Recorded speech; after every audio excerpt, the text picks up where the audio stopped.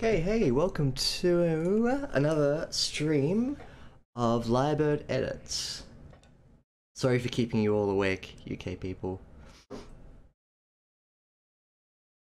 But it's how our planet works. With the shape of it. And how time zones work, or don't work. Don't work to our advantage. You've already started with the messages. Hey, good morning everyone. How are we all doing? Hope we're all doing good. Forgive the blank page, that'll change soon. I need to give it a name, don't I?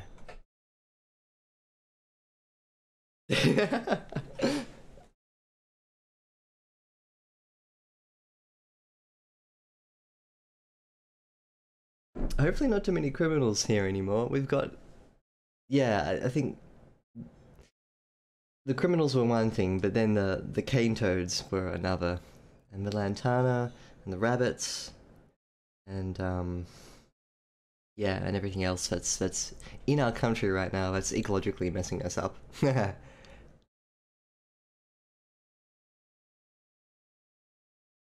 I've got an autocorrect on a hello. Isn't that interesting?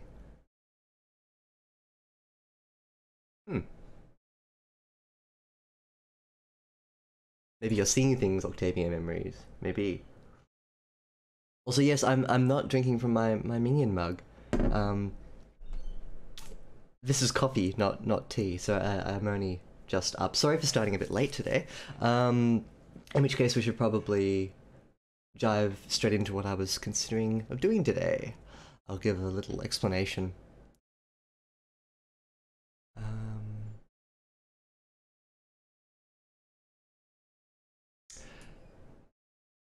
School. We'll keep that quick question. Like anyone can feel free to answer a school question. I will answer myself with my school experience. We don't call it school in Australia. Once you get to uni, it's uni. We think of school as exclusively like K to 12, and even preschool. But once we get to uni, or even TAFE, the technical colleges, we don't call them school. It's funny, isn't it? Yes, good, but I haven't been there for the last couple of days because I have been away. It's been really nice. But it's also meant that I haven't had a chance to find too many other stories to edit, hence the blank page. What we'll be doing today...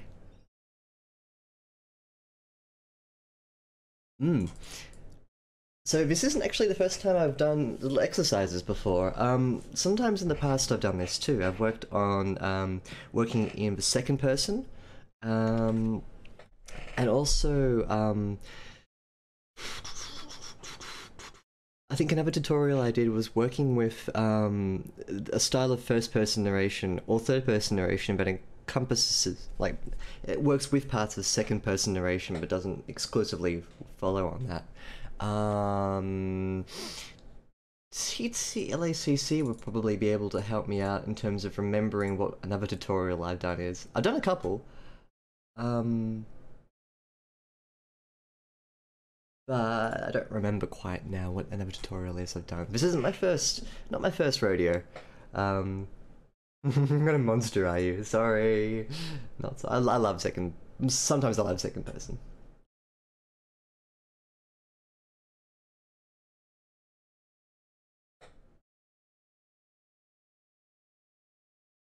Ooh, top 10, wow. Yes. I'm sorry, I can't feel the specific niche that is anime girl and writer slash editor. Someone out there can probably feel that niche, but not me.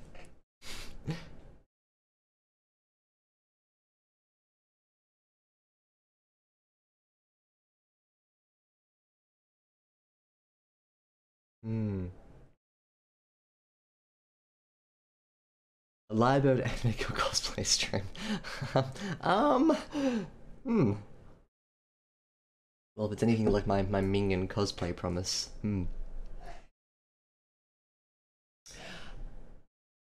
Speak of a devil, morning TTLACC. I give them a name right now when they go in. I think I can rename them once they're up on Twitch. or YouTube. But I just rename it first and then don't change it later.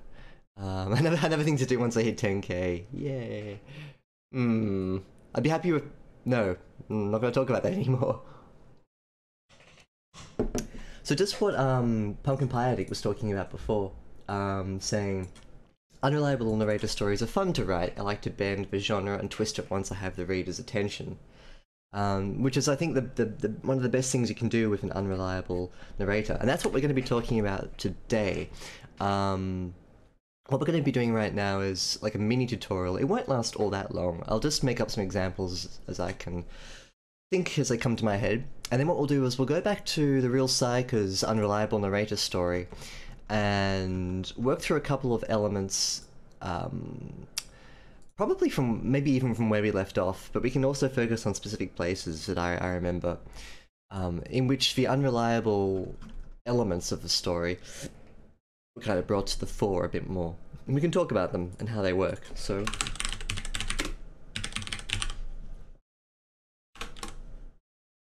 what I'm going to do is I'm going to share this, get shareable link, and pop it into my Discord, yeah.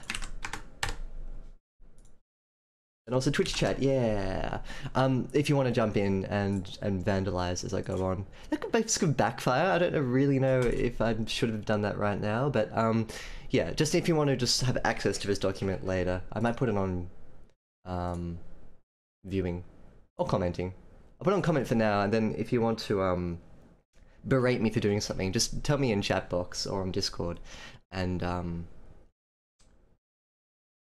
yeah, then I'll turn into editing later, and you guys can come in. Hey, hey, can we get one more? Yay! Resembling a zoo here. Very nice. Okay, this was a bad idea, wasn't it? You shouldn't. Oh, of course, because I didn't change the preferences to. Oh dear. Oh well. I trust you had an instant regret. I know. I'm surprised that you can do that after like post changing. Isn't that interesting? My hands are up here. I'm not typing, by the way.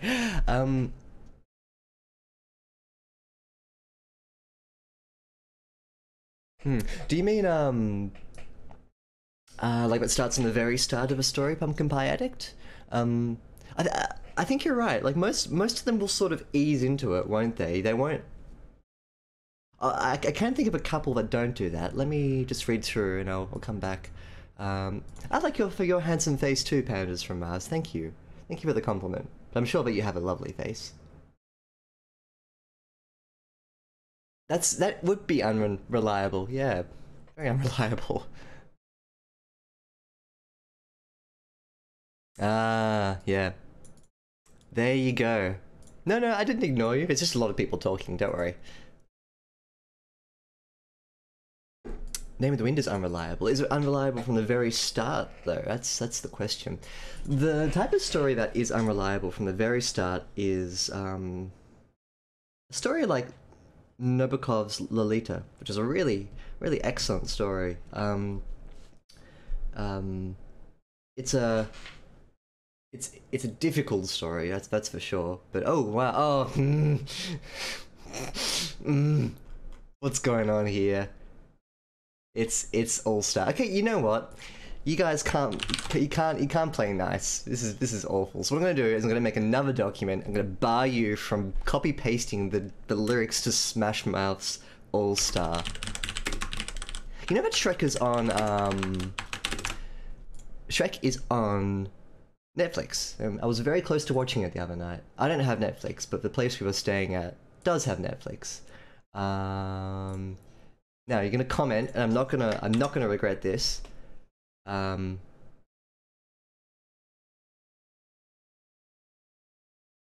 So yeah, abandon thread.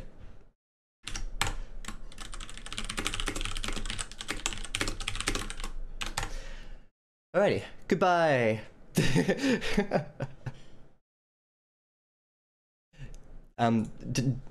Pop into version 2. This one here.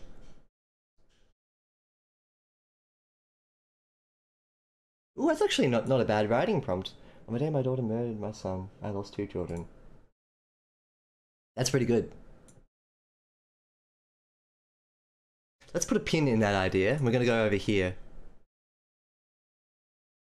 And try as you might, you can't write. Okay, cool. The son was pregnant. Good. It's like one of those riddles, isn't it? Yeah.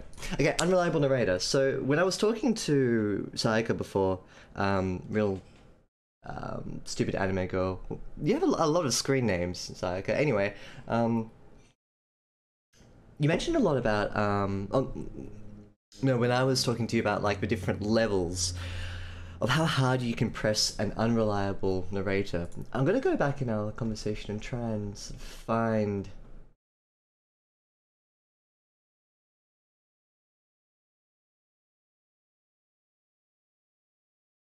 I talked about intensities of unreliable narrators and how hard you want to hit with the elements in your story that hint towards an unreliable narrator. Now, when like what people were saying here before about like Pumpkin Pie Addict, and was talking about like how at what point of a story the unreliableness happens, and usually it's a really good idea to twist and change your unreliable narrator, so that you don't come out of the gate doing a different thing.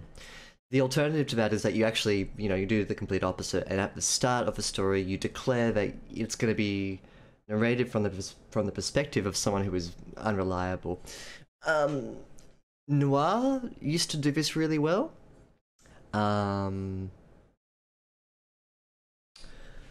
So you'd often have noir crime stories that start off with the narrator declaring themselves to be the narrator. Lolita does a bit of that. I mean, it introduces an element of unreliability from kind of like the arrogance of how the narrator is talking, how they talk about events as well. So unreliable narrator is a really great twisting device. It makes the story knotty, and adds a bit of flavor to everything. Where it's especially good, and probably where it's used the most, is in suspense and horror. It might not be used the most in suspense and horror, actually. That might just be a bit of an exaggeration. But what it does is it creates this sense of, I guess, tension between you and the narrator. That can be really good. You can also fall flat on your face. So what I'm going to do now is, I guess, talk about the intensities of unreliable narrator after I go through Discord, and then after I go through the chat box here.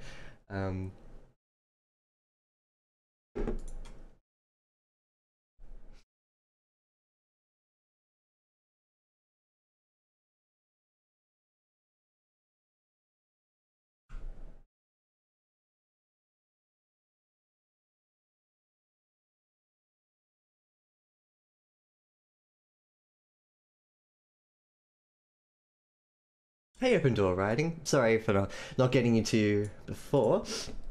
I was sort of on a little roll there. Welcome to the stream. Usually I'm in sort of the throes of an edit right now, but what we're doing today is a little different. We're going to be talking about unreliable narrators, and then going back into the real Psycho's story, and then looking at how Psycho has represented the unreliable narrator. So yeah, welcome to the stream.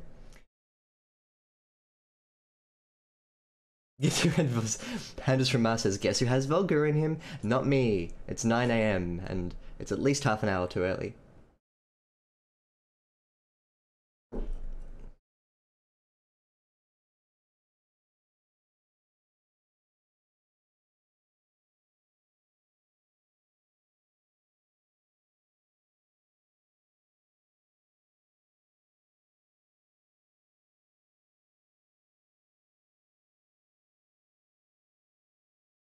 Yeah, so open door writing makes a good point. Like, I'd say many first person point of views are unreliable, and that's exactly right. It's all subjective, isn't it? It's like a lens that you have to focus down in on.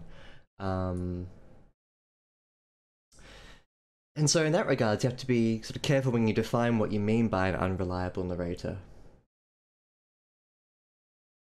An unreliable narrator is a narrator who flakes out on his friend's social invites. True words, CTLACC.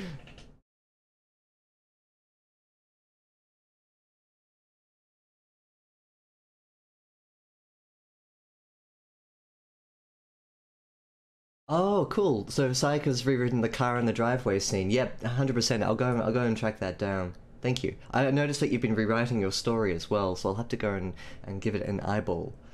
Um,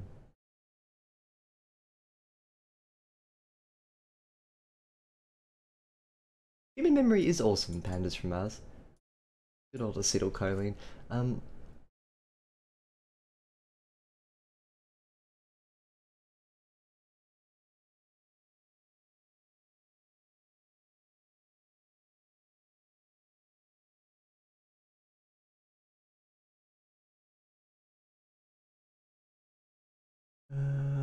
yes, Australian coffee is very good. It's really nice. It's one of the world's best. Yay, go us. Um, okay, so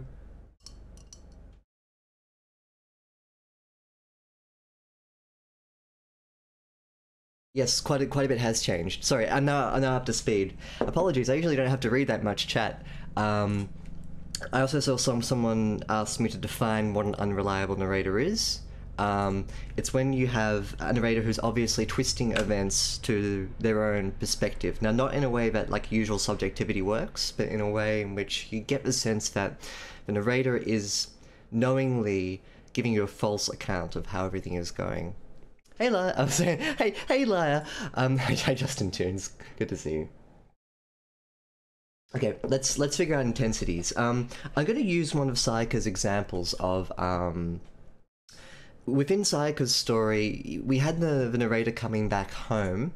I'll find it here actually, and this will be Sayaka. This is a copy of your story, which I'm going to use as like a springboard for what we're going to be talking about today for the unreliable narrator.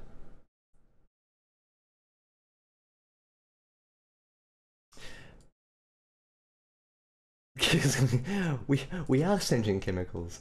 This is a merge chat thing right now. Um, it's going through Restream. Um, let's try and find the point at which.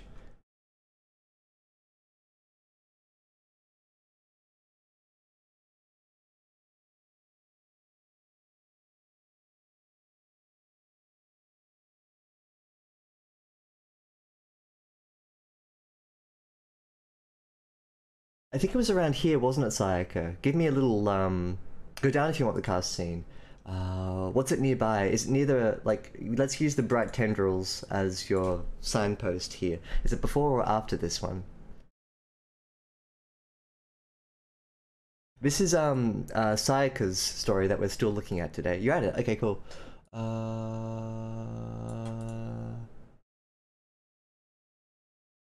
Oh, cool. Yeah. So what happens? Cool. Got it. It's this one here.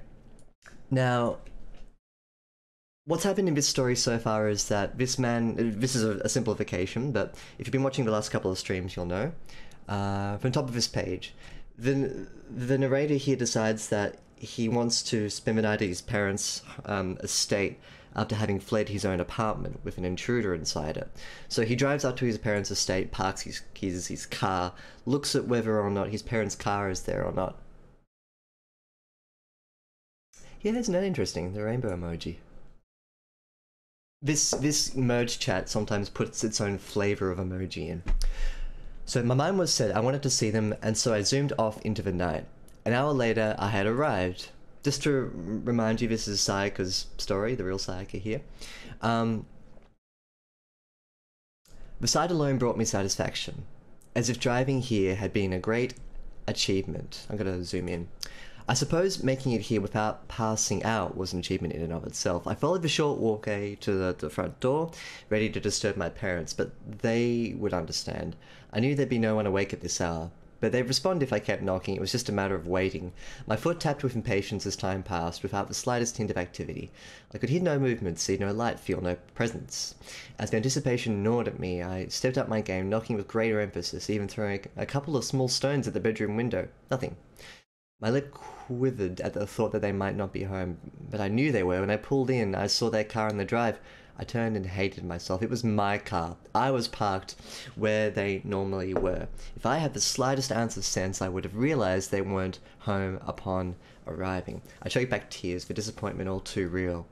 I drew my fists into balls and cursed, just plain furious. I could sleep in safety now, but it was a hollow victory. I came here to see the people I loved and cared about, but they were gone. I couldn't catch a break on anything. Okay, the unreliable sense here,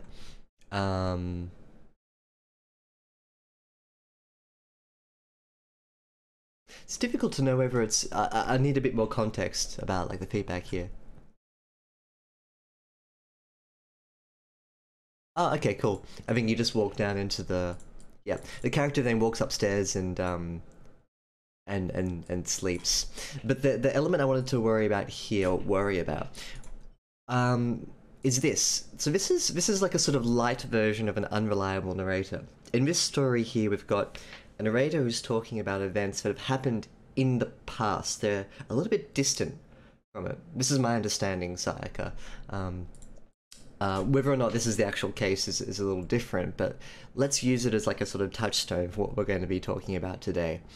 What happens here is that the character Parks walks up to the front door, knocks, turns around, thinking that they've seen their parents' car, but the parents' car is actually his car in the same spot. Now, the way that this is done and why it's an unreliable is this. So when I pulled in, I saw their car on the drive. Oh wait, no, I didn't. It's my car, like where they normally were. This is quite a light touch of an unreliable narrator. So we're gonna call this one the light touch. The light touch. Everything the light touches. Okay, cool. Sort of, yeah. I said that like that was.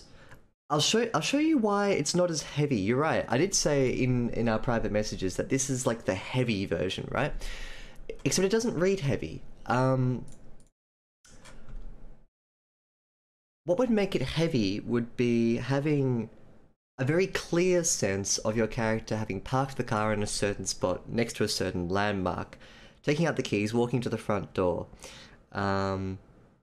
Or even heavier than that is actually seeing the parents' car, parking next to it, walking to the front door, turning around, and then only seeing one car. That's very heavy. The reason why this is light is because it doesn't have the other elements to it that undercut his expectations. What's happened here is he's just parked somewhere. I suppose, so we don't even get a scene where he's parked anywhere. He comes in, there's an indeterminate scene where he parks and goes to the front door. But this reads quite light. Even though it might be a heavy element of unreliable narrator, it doesn't have enough supporting elements to make it weighty, and that's why I call it a light touch. I'll explain what I mean. Not that version. The light touch. So I'm going to use Sayaka's story as a base and work around from it. So the light touch would be,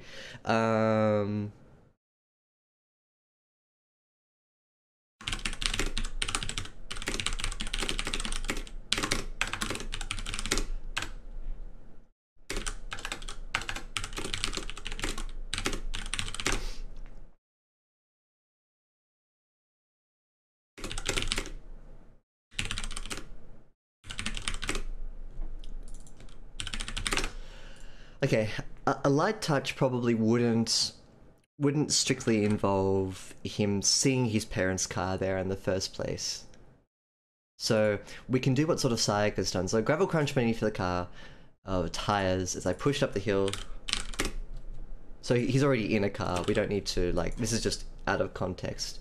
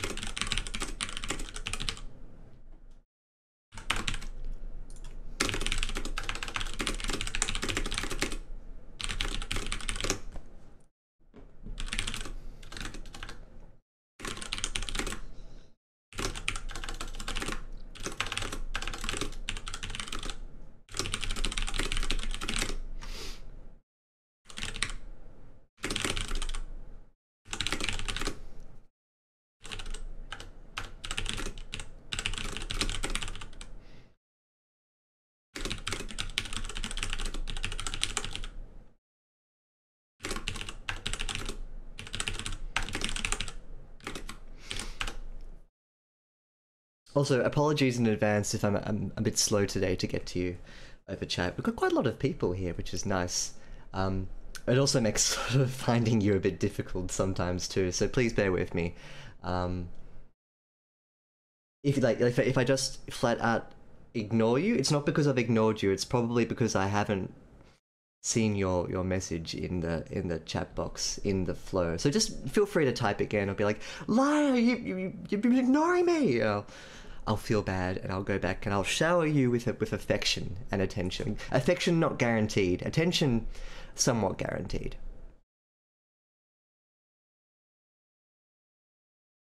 True. True.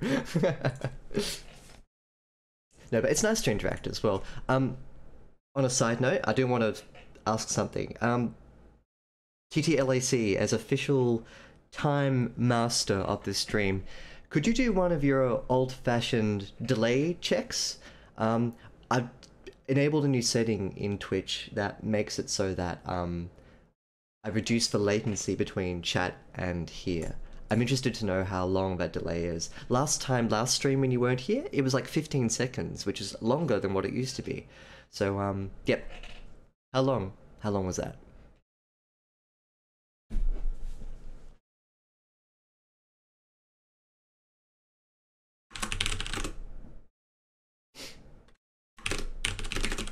Ooh, 5 seconds!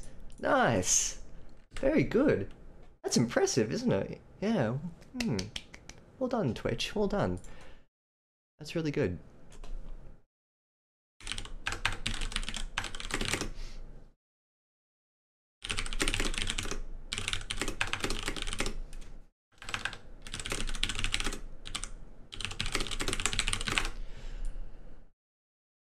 I'm gonna highlight a couple of aspects here.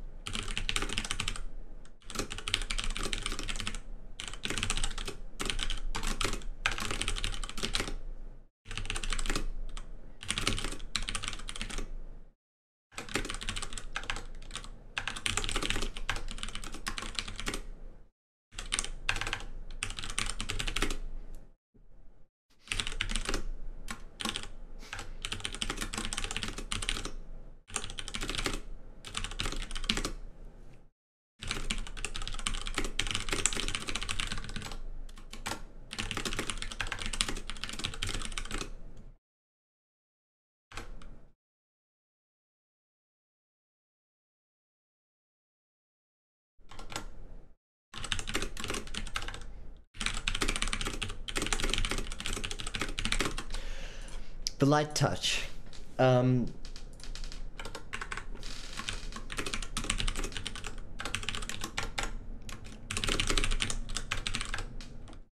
Distance. In the distance, I saw a.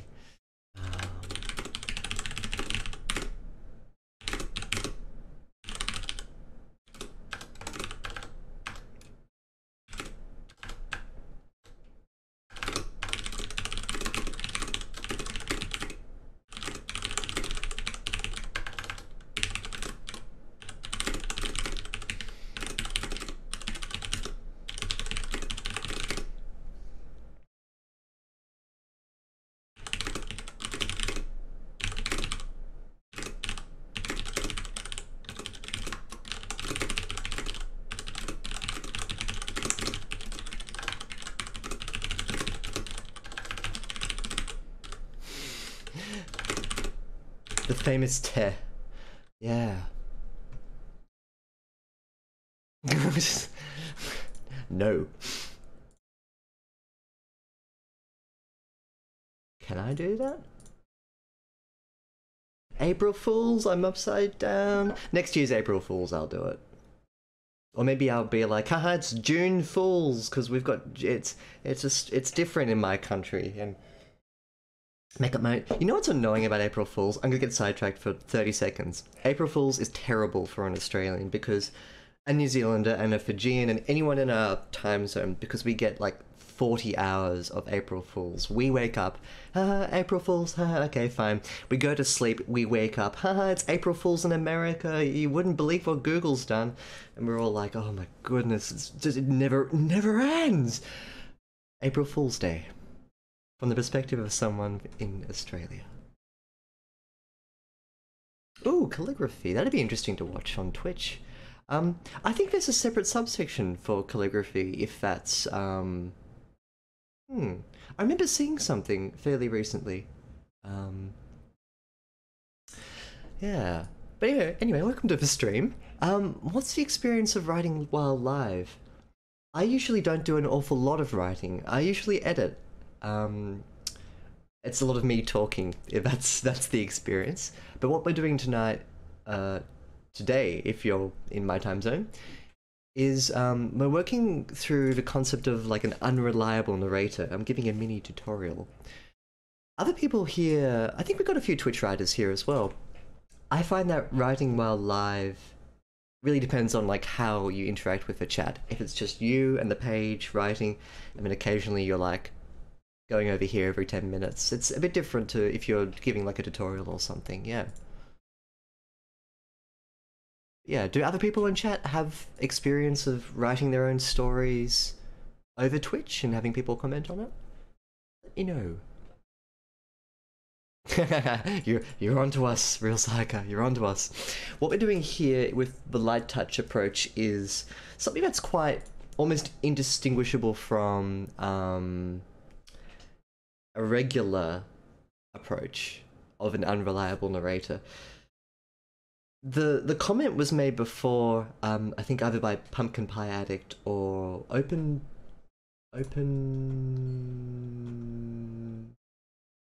one of a new face, Open Door Writing. I don't remember exactly who said it. I'm sorry, my Twitch chat's been pretty full today, which is good, but it also means I lose track of who said what. Someone very handsome and intelligent mentioned the whole idea of like when you're writing from the first person point of view,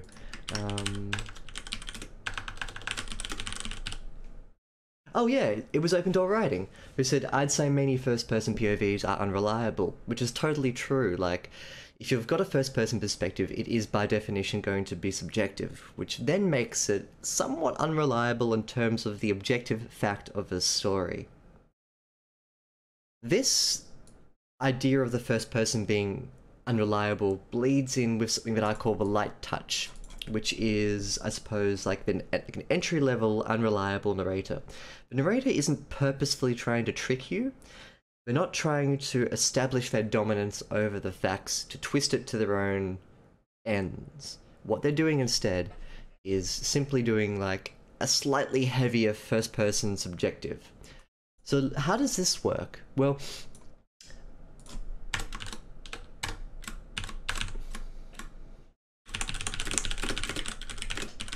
something like this. So we've got in the distance, I saw the familiar glow of the house. I'd come to call my own during childhood. Excuse me if the writing isn't perfect. This is just a demonstration. Sober on the hill, but a warmth trickled from the old place that told my heart, that soon I would find some comfort in this crazed night. My parents would be home. Now when you come into the actual scene, and he drives up the driveway to his parents' house, gravel crunched beneath the tires as I pushed on up the hill and parked by the closed garage. I can't quite put my finger on it, but there was a quality in the air that I couldn't mistake. My parents were home, this was home. I felt my heart catch safety, so I pulled my keys from the car and walked to the front door. Knock knock on the hardwood, my anticipation mounting. Knock knock, again, nothing. I took a step backwards and tried to catch sight of the activity beyond the windows. I was so sure I'd seen movement when I was back at the gate, which you can sort of fit in here, in between this scene and this scene here. But up close, everything was covered with a sort of dark sheen, like looking at a movie set, all forgotten and abandoned. Were my parents home? Where were my parents? They usually parked outside the garage, didn't they? I turned and looked down the driveway, expecting to see Dad's. This is a joke. You just put in the car description. All I saw was his car. No, I hadn't seen it on the way in, had I? This introduces a couple of elements here. Implications are as follows. 1. MC is tired and not certain of the facts. MC is, main character, is projecting their expectations onto the field of play, so to speak. What they want to see is what they think is happening in a very subtle sense. But nothing unreal has happened. Yeah, I think these are the kind of two implications here about a light touch. Okay, so let's go into like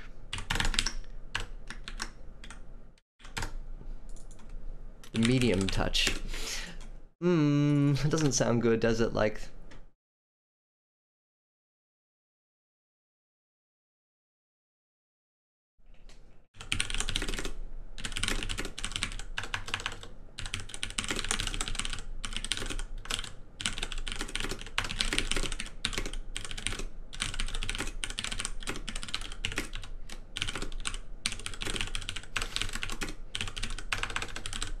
Vegemite tastes lovely, by the way. I'm a huge fan of it, but some people do this with their Vegemite. Or Marmite for the United Kingdom viewers, which is a lot more sour. Vegemite's a lot more bitter. Marmite is sour, and no one likes Power Mite. What's the third one? No one likes that. There are two: Marmite, Vegemite.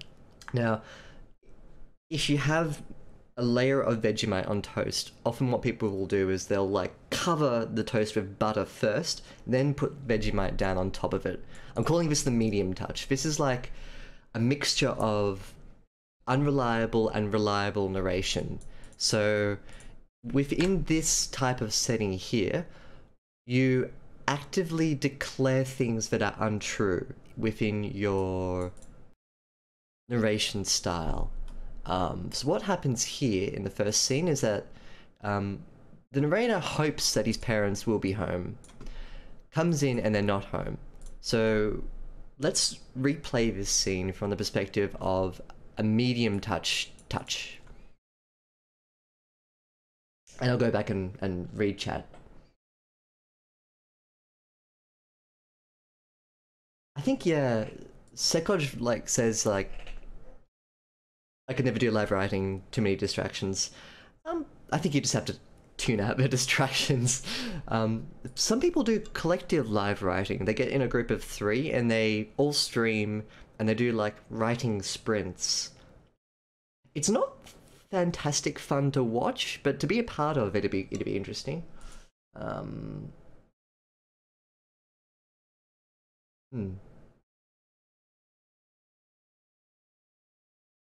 Hmm. Hmm. Exactly. So before we talked about this sense of like contrived idea, which enhances the confusion. We're going to come to that idea a bit later. Thank you for reminding me about that, actually. That's a good device that we can use. Marvel Cinematic. I think so, yeah.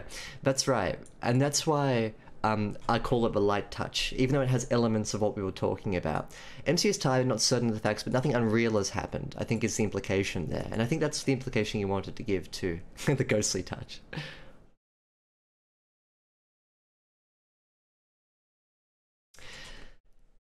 Yeah, so Syke has raised a good point about at what point do you introduce unreliable elements? Ideally, like, later is better, isn't it? But we've had a few quite intense moments before in the past in this story. In no specific order. The woman at the convenience store seeing his neck wound, his the cop, the gash on the side of the car, the his neighbor as well, seeing him. The gash on the side of the car will be interesting to talk about, actually.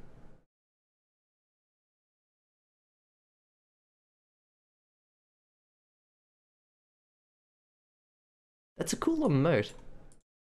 Are they eyes? Yeah.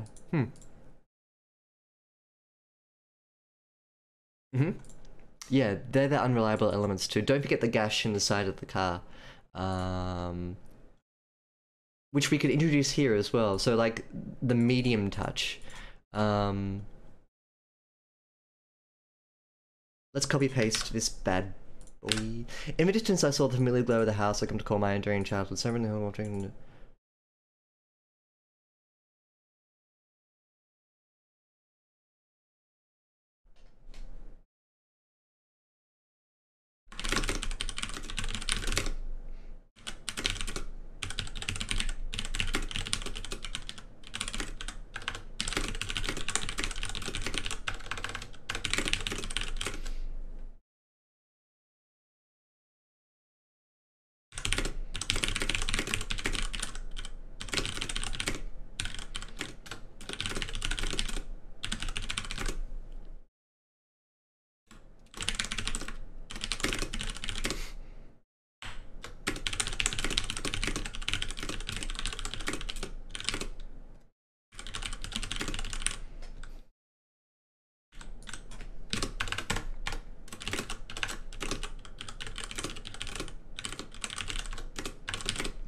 Okay, so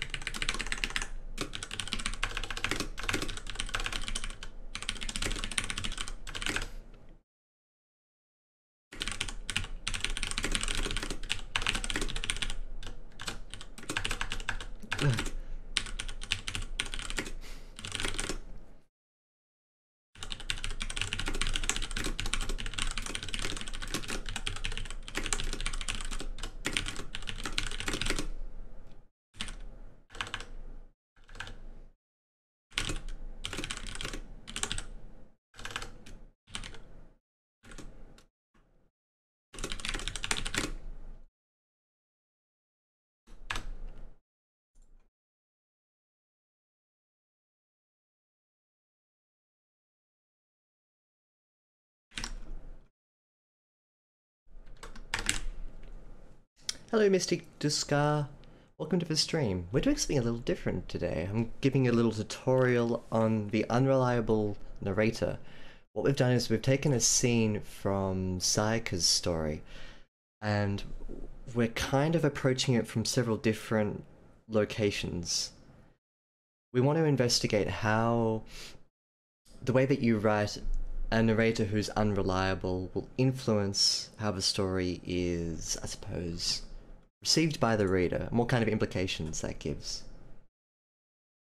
You go by Duska. Hello, Duska.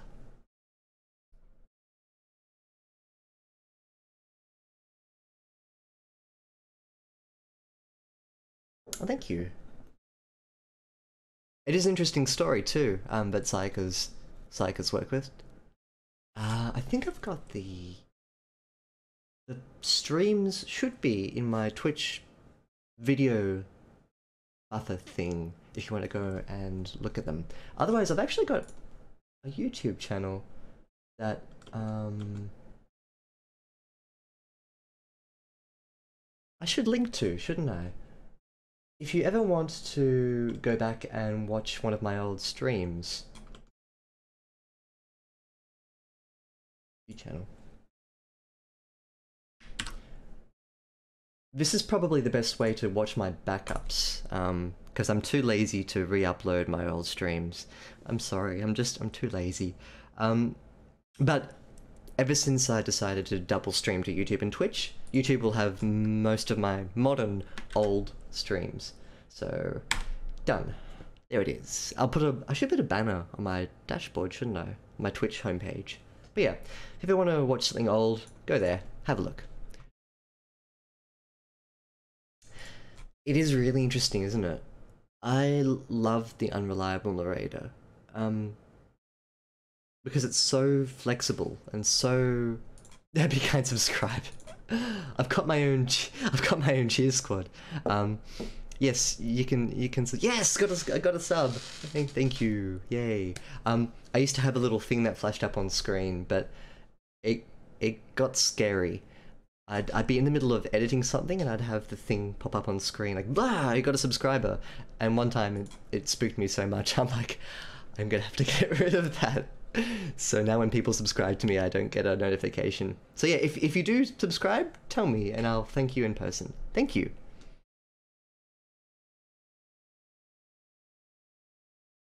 Oh nice, yes, 2 subscribers. Thank you. Do I have like a party popper here? I think I do. I'll find it later and I'll pop the party popper. You'll finish it, Sayaka. You will finish. We'll get there. And I'll let Sayaka tell Sayaka's story. And I'll finish writing like the medium touch.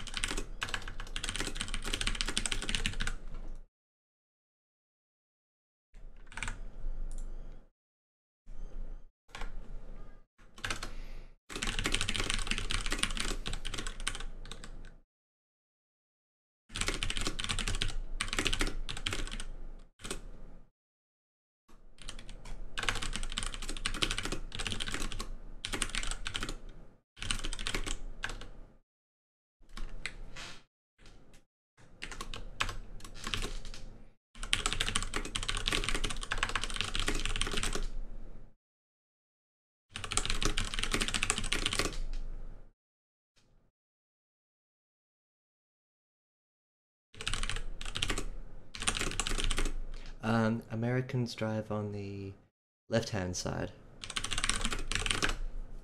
which is the wrong way to drive a car. It should be on the right-hand side.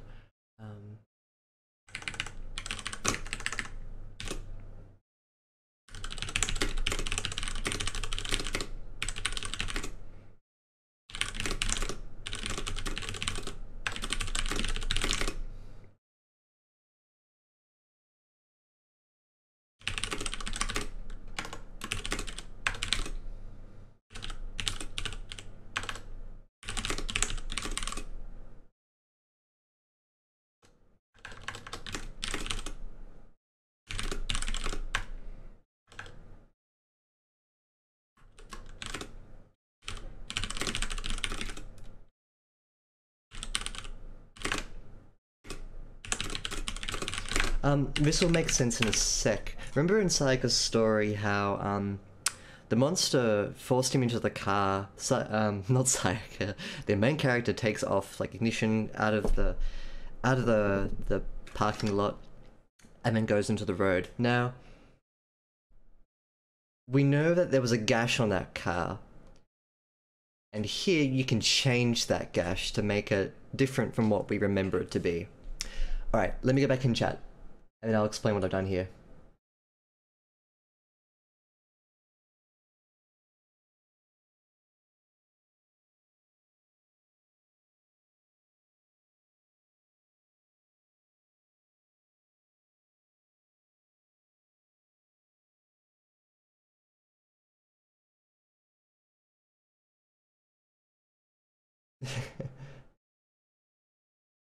I'm just reading the Martin comparison. Oh,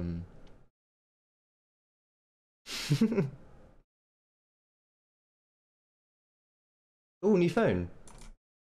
Cuddly Clem, new phone. Congratulations on your new phone. Who dis? Liebird something? I don't know. I'm writing, I guess. Welcome back. Oh, 8 points of view. That's tasty. Liebird farts.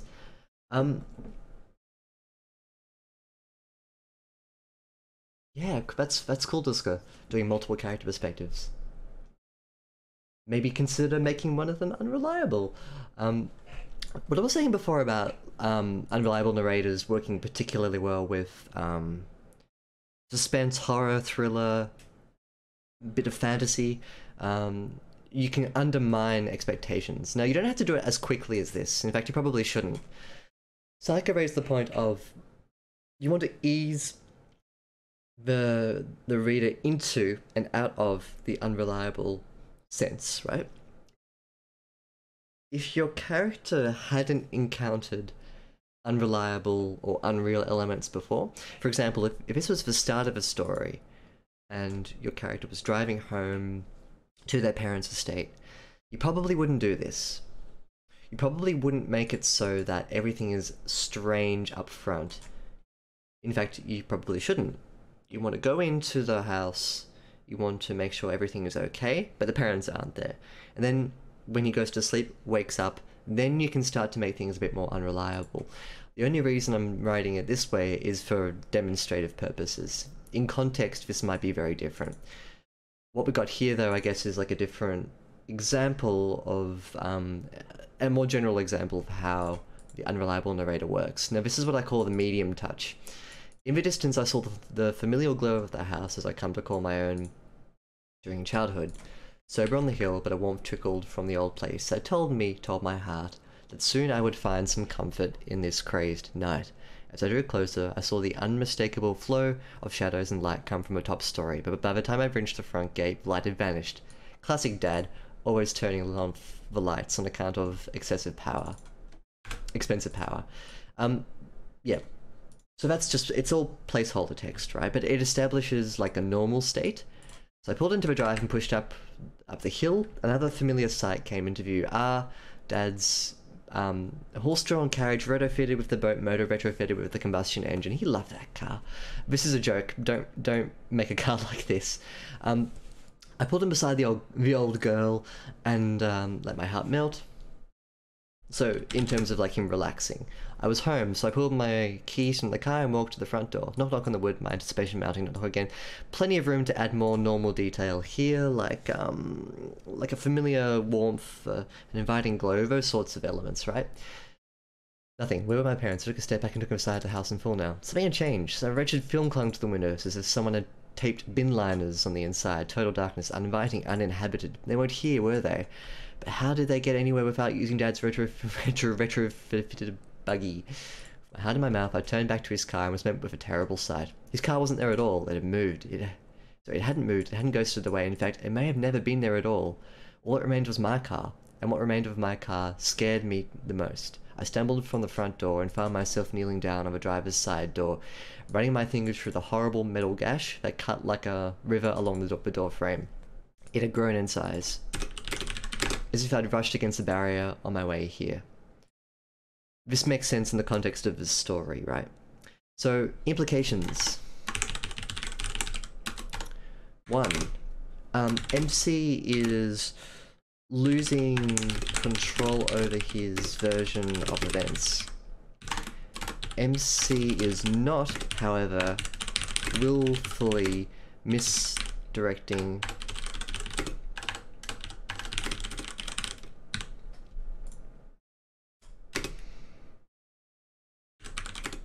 he's tired, he's unsure of what's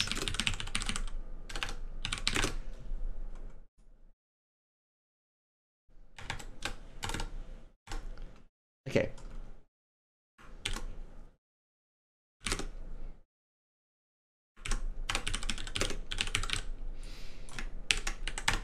The heavy touch.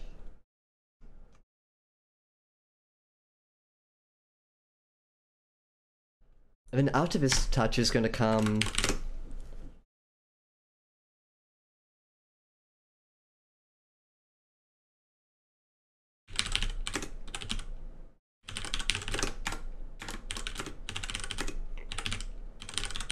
I think there are 3 other styles we can talk about here. Now the heavy touch I don't strictly need to write all out, but I'll talk about it a little bit right after I go back through chat.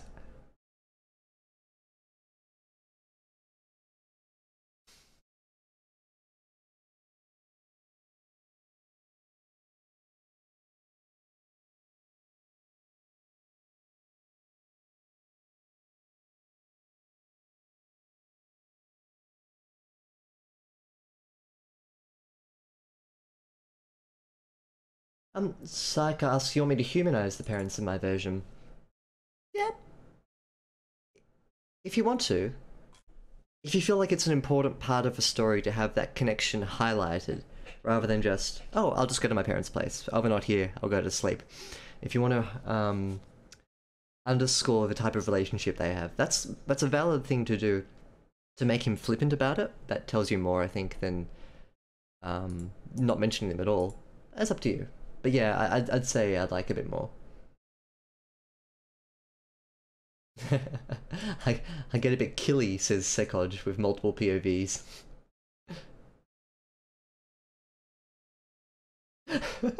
Claims delirious with the lack of sleep.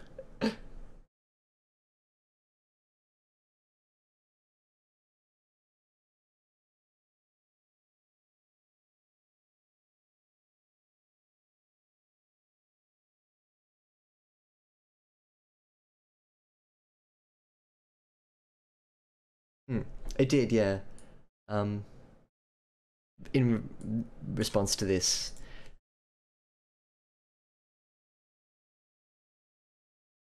if your main character has negative feelings about the parents, you just change those feelings of warmth into feelings of anxiety or indifference. You can change it like that.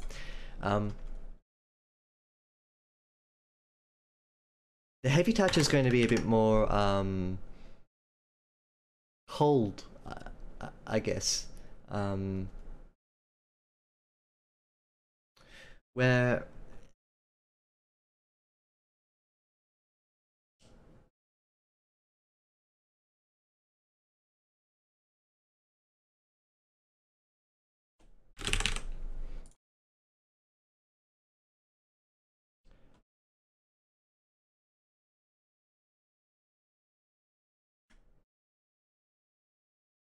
let's have a bit of think about this.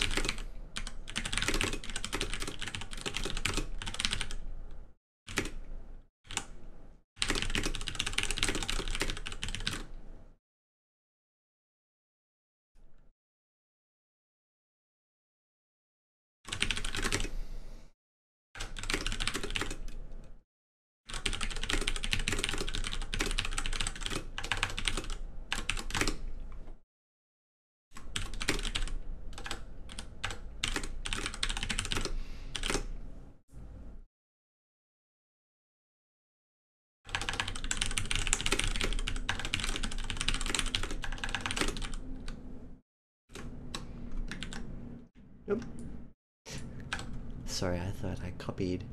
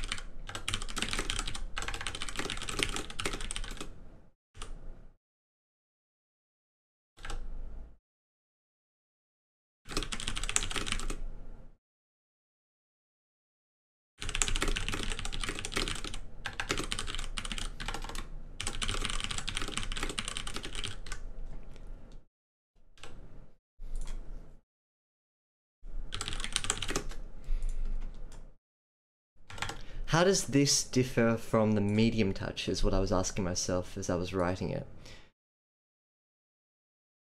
Heavy touches of unreliable narration usually imply, I guess, an uncaring. It doesn't have to be uncaring. It can go two ways. Calling it heavy might not be the right thing to do. I'm actually going to get rid of heavy. The heavier touch would just be the medium touch dialed up to 11. The implications being still the same thing, right? There's no strict willful misdirection. The uncaring touch is this, and I'll read it out just after I read through the chat log.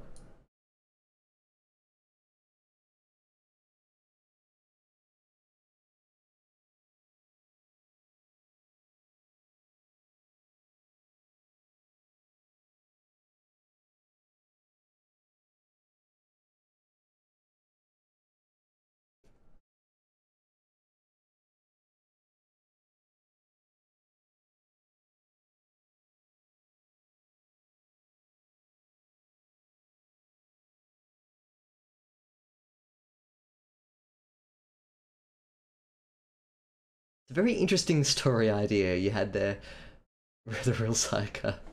Very interesting.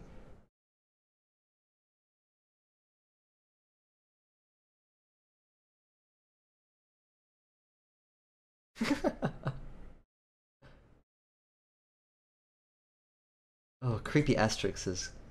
That is a subreddit.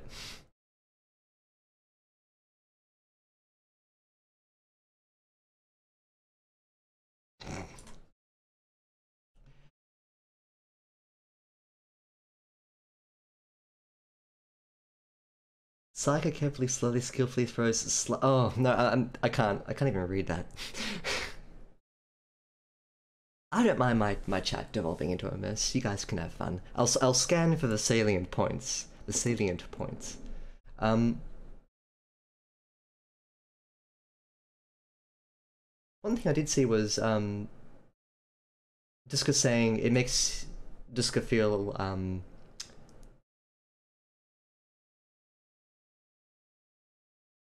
unoriginal when being compared to another writer, and having that sense that, like, despite all creativity being, you know, shared and having common elements, you say it makes you feel like you're ripping someone off. It's difficult to shake that as a writer, but I suppose the way you do it is just to go on the assumption that to make something truly unique and original is very difficult and often doesn't work very well. When a reader reads your work and they compare it to someone else, it's just because they have that sort of expectation in their head. That's difficult to shake, regardless of if you try and lurch in a different direction. I'd say don't worry about it. You can use those sorts of commonalities to help you base where your work is expected to be. I mean, you can play around with that too, like having multiple POVs and not killing any characters. That'd be unique.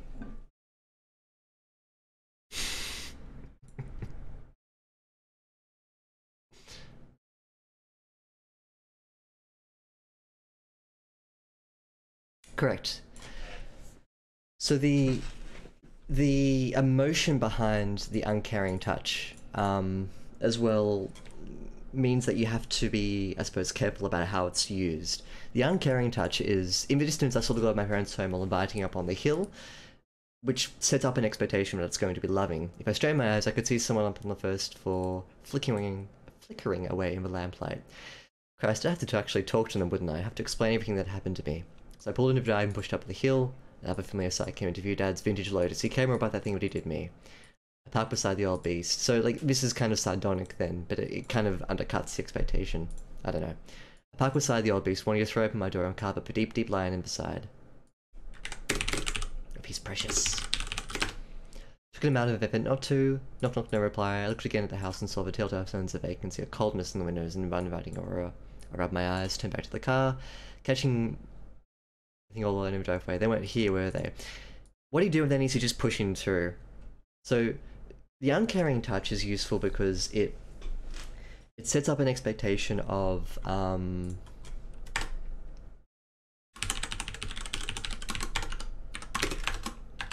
MC...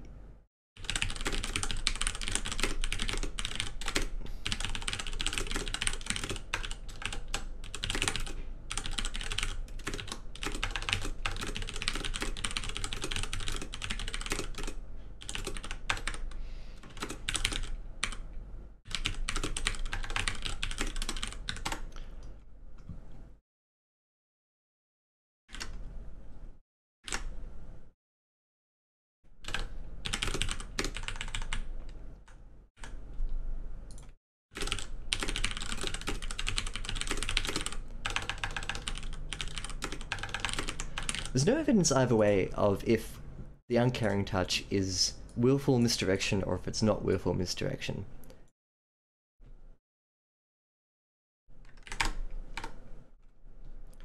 Now we've got a couple more to discuss here.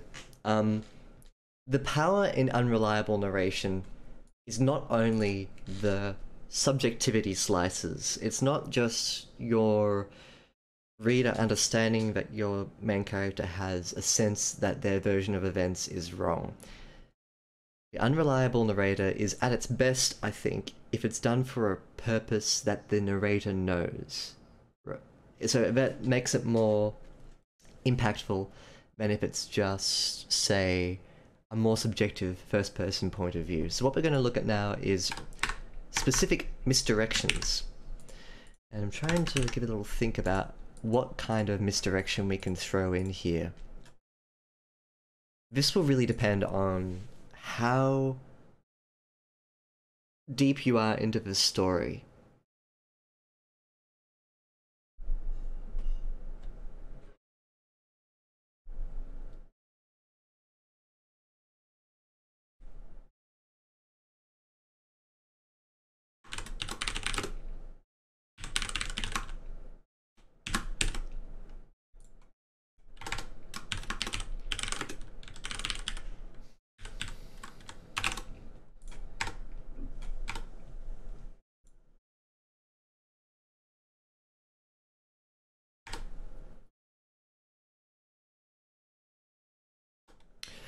Okay.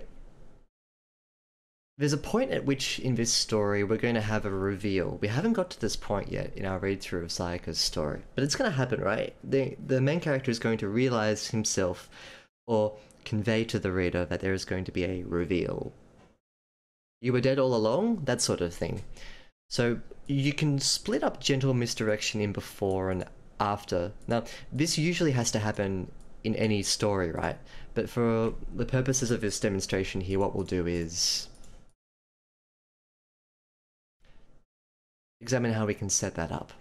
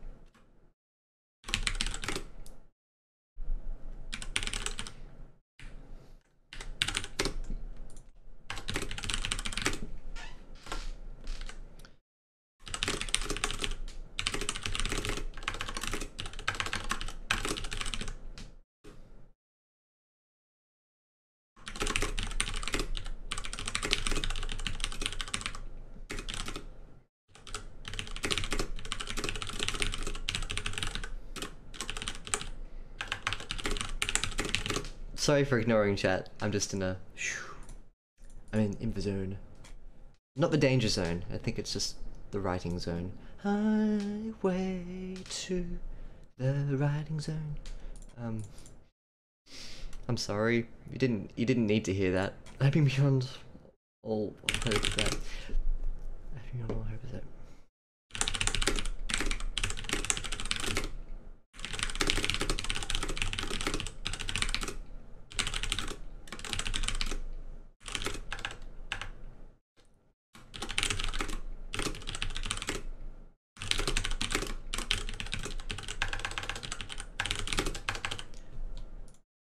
I think this LY is justifiable. If I saw this in someone else's story, I would have found it not gently nothing, and not before still nothing. That works as a thing altogether.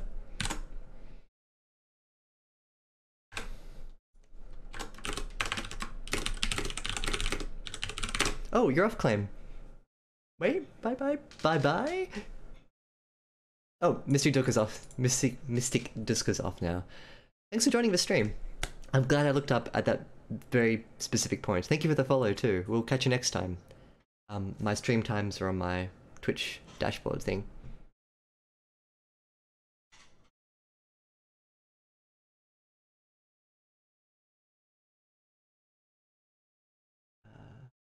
Now would be a good opportunity. Ignore us more. I'm not going to ignore you guys forever.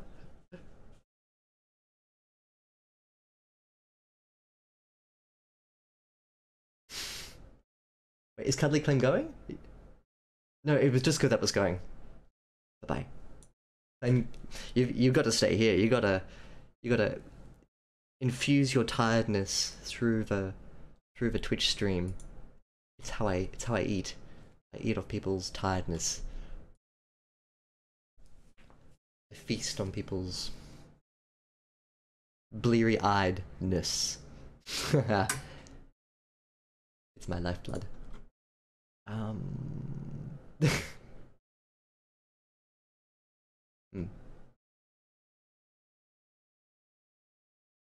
In some ways, that's good. You don't want to get comfortable with your own writing. In the sense that you want to push yourself to do better. But you have to, I guess, come to a stage where you're happy with how you write, you're happy with the effort that you put out is... You feel it's justified, you feel it's a good thing that you've done. Even though you can sort of say, oh look, I can do it better, next time I'll do this, next time I'll do that, totally fine. That's healthy, that's how you improve as a writer. You never want to get to the stage where you're just like, yep, done. Master of writing. Yeah. But I guess having that sort of spark inside of you that you know that what you're doing is... Even if it's not to the absolute best of your ability, you're content with it, and you're proud of that, and then you can improve on it.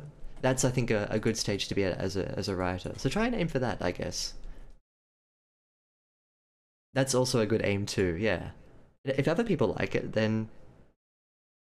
And there's always going to be people who don't like your writing, or people who love your writing, you know?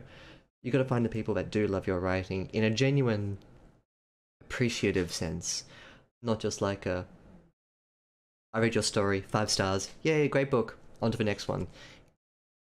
You know, people like that are easy to please too, but if you find people that dig deep into the story and they go, I loved this, I loved that, didn't like that so much, but this was really cool, 3.5, 4 stars. They're the people that are really valuable to impress, because they're the people that you won over.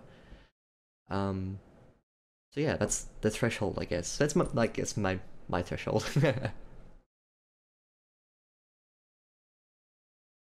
Psycho Race is a good point. You are a ghostwriter. Are you a ghostly ghostwriter? Probably. Can ghosts use keyboards? Maybe if they're poltergeists.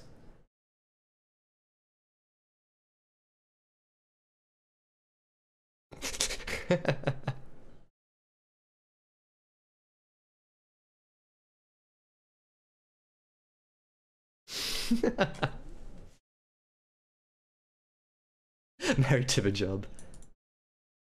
Very good. That could be hot and steamy if you work at like a smelter. Where else would be a hot and steamy place to work? Hey, the Witch's Door. I'll be writing here. We're doing a little, I suppose, tutorial about unreliable narrators. This is based off of Sayaka's story that we were pushing through with a couple of weeks ago. I did 2 streams of that. It's a story about a man who wakes up in his apartment with an intruder. As the man slowly comes to realize that there's this thing in his house and he needs to get out and get help, the people that he meets with treat him a bit oddly, and there's a sense that he may in fact be dead, like a walking dead. So come to a point of the story at which he escapes from his apartment and drives to his parents' home to seek refuge, I suppose. What we were talking about today is the idea of the narrator existing outside of the immediate scope of the story and using the unreliable narrator technique to push through a certain type of story. So I guess we're just talking about unreliable narration. I'm giving some examples based off a scene where the main character will drive into his parents' place, knock on the front door, and realize that his parents aren't home.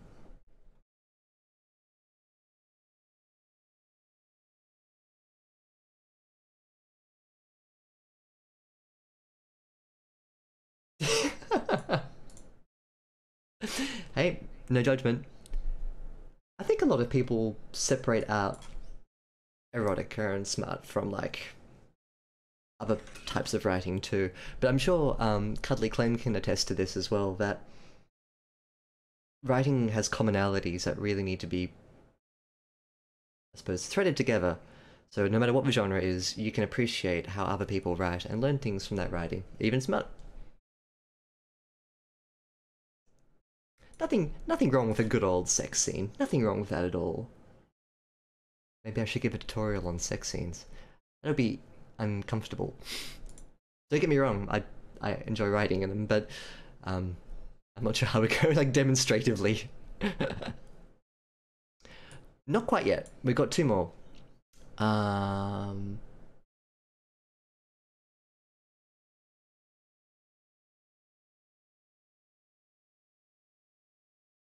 Joy of writing sex, cool.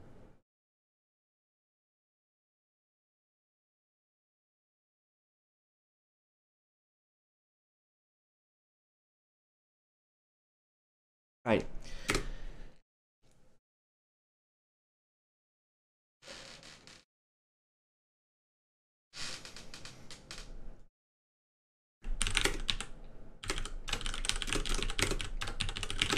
So there's a point here at which you have like the lead up into your reveal, and then after your reveal you have unrealities starting to creep in.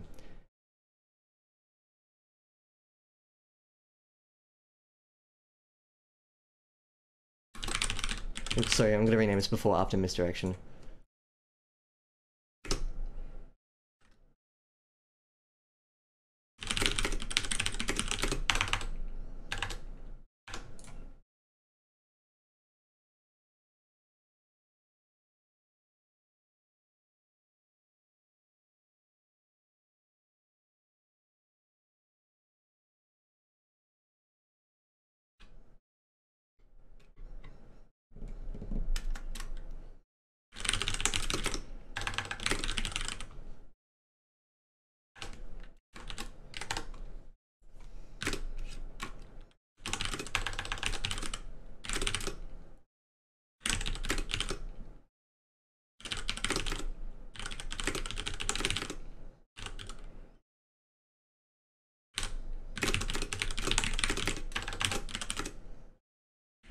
I'm gonna use the word film of darkness again, Thalm.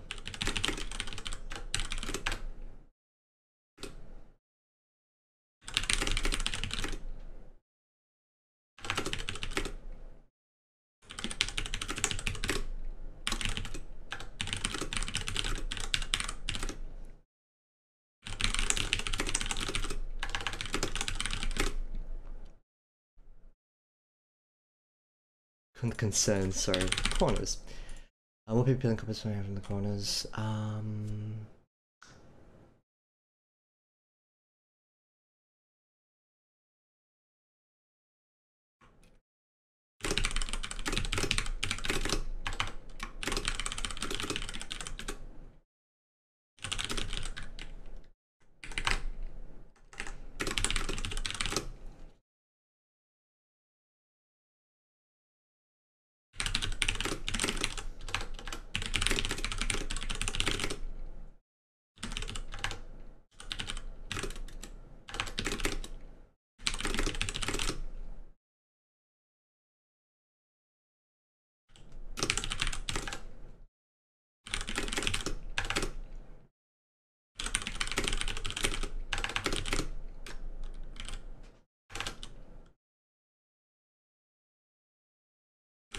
You don't need to do something like that, whatever.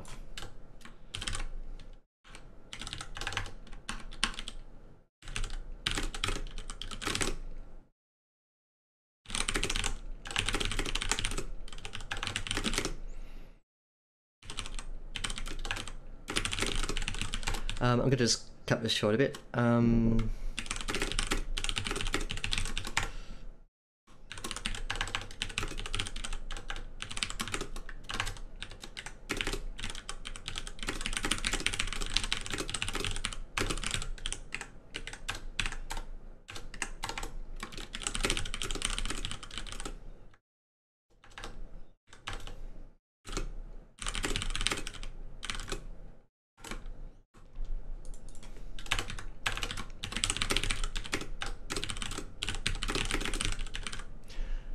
I renamed this from like a gentle misdirection into like a before-after misdirection. This is how you'd usually do it. You set up a scene in which your characters cement an idea into the reader's head and then undermine it without explicitly stating why it's changed. It's a form of misdirection that's quite subtle, but overt misdirection, which I think is the last thing I'm going to talk about for the unreliable narrator, works a bit differently. It works a bit like this, and by this, I mean I will get back to it in a second.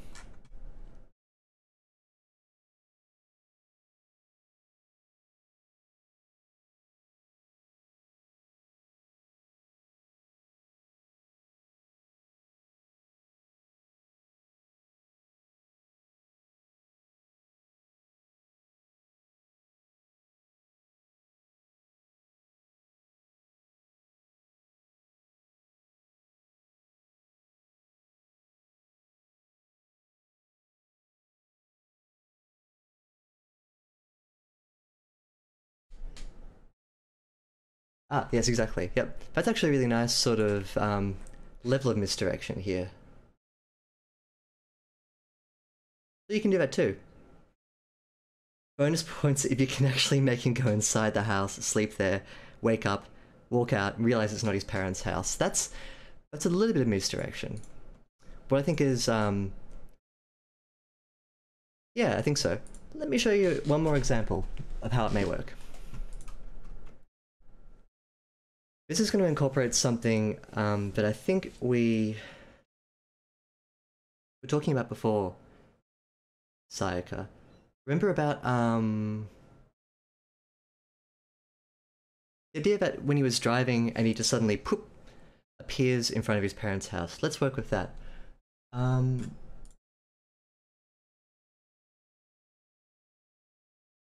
Also, ever seen this? Thanks for just the comments regarding like the general writing quality.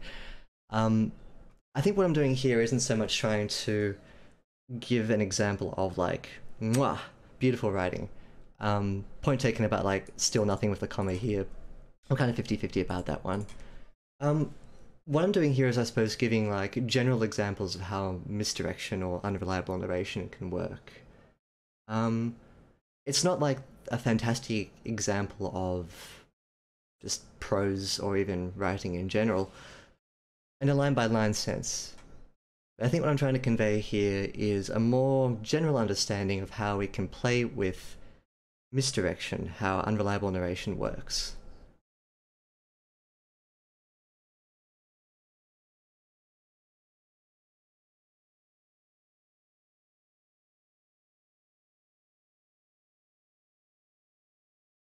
It's meta. Point taken about spidering. I liked spidering, but it might not be to everyone's taste because it literally doesn't make sense. But yeah.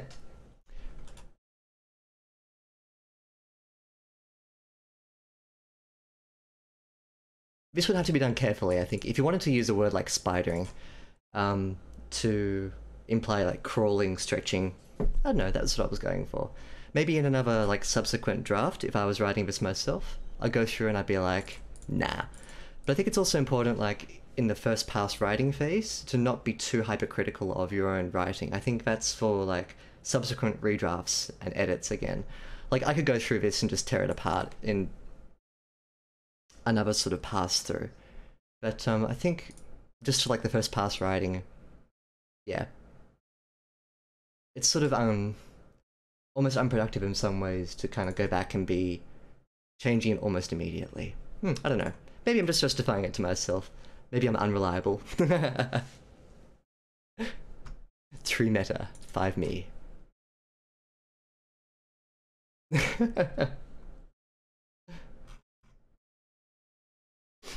Last misdirection we're going to talk about is probably the strongest.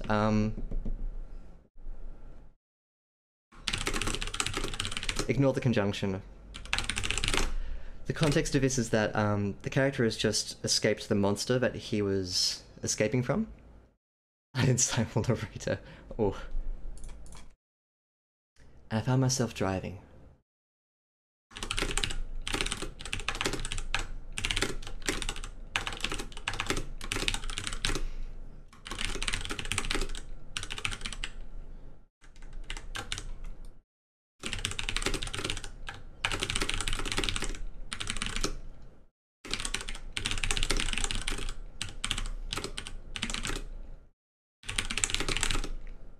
Nope.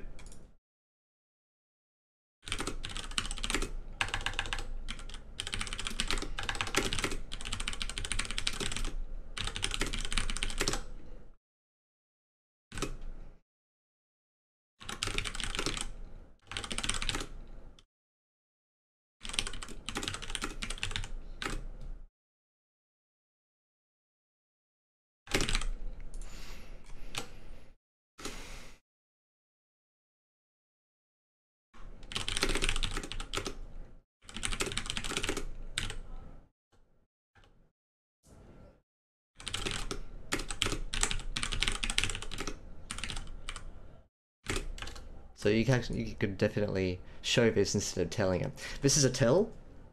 Let's delete that and go and show it. So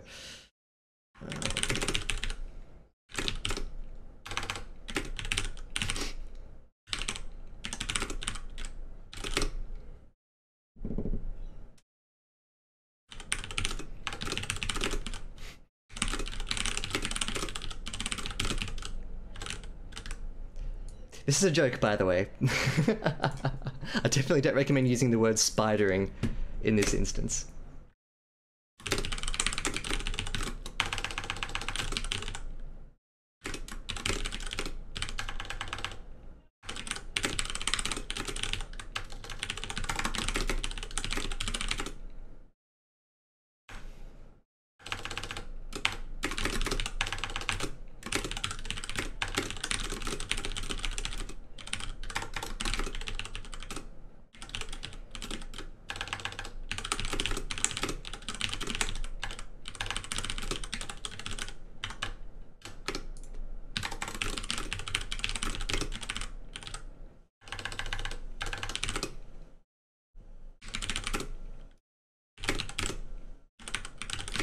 You don't want to be this sort of clinical about it too. I'm going to put that in curly brackets because I think there's a better way to do this, but right now I'm not too fussed about it. One way you misdirect is to do something that's obviously contrived. This is an obvious, oh, that can't happen. So how do you sort of couch that to your readers' expectations?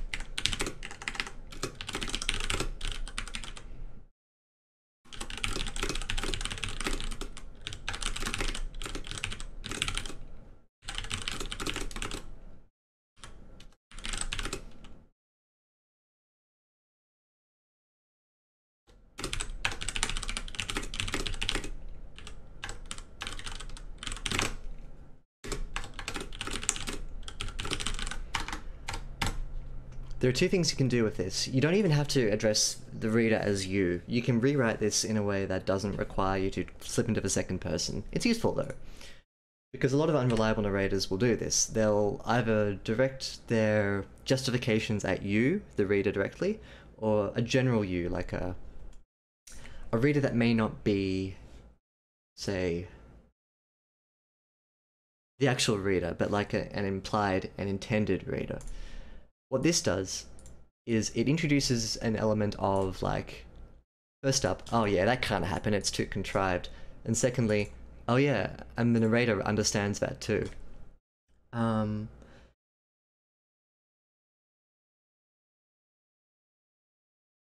example of this would be,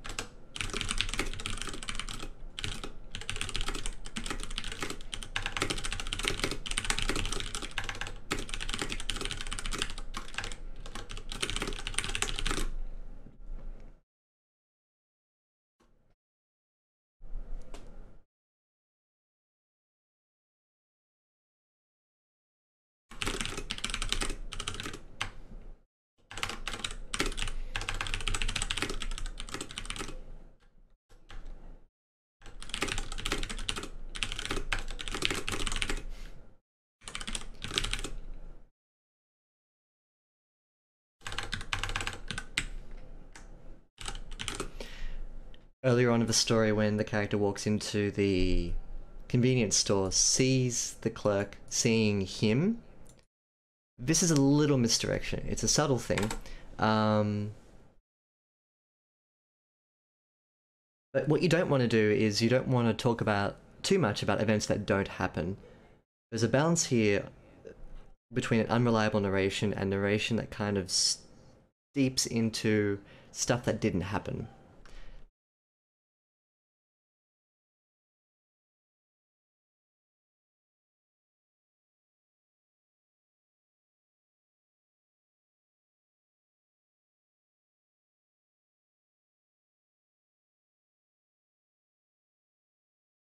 So we're just going to go through the stream chat. Look at the conjunction. Let him go to sleep. Go to sleep. You shouldn't be awake. It's 3 AM.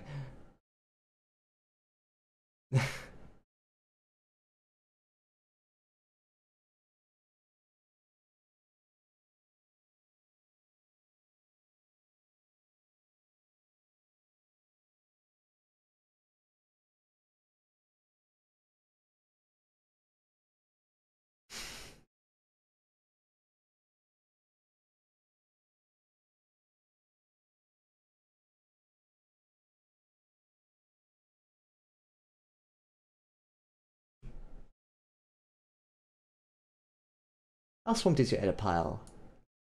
Ask Cutley Clem. Not swamped at all. Send me more stuff, please. You guys are bitter. Yeah, send me more stuff. I'd love to edit it.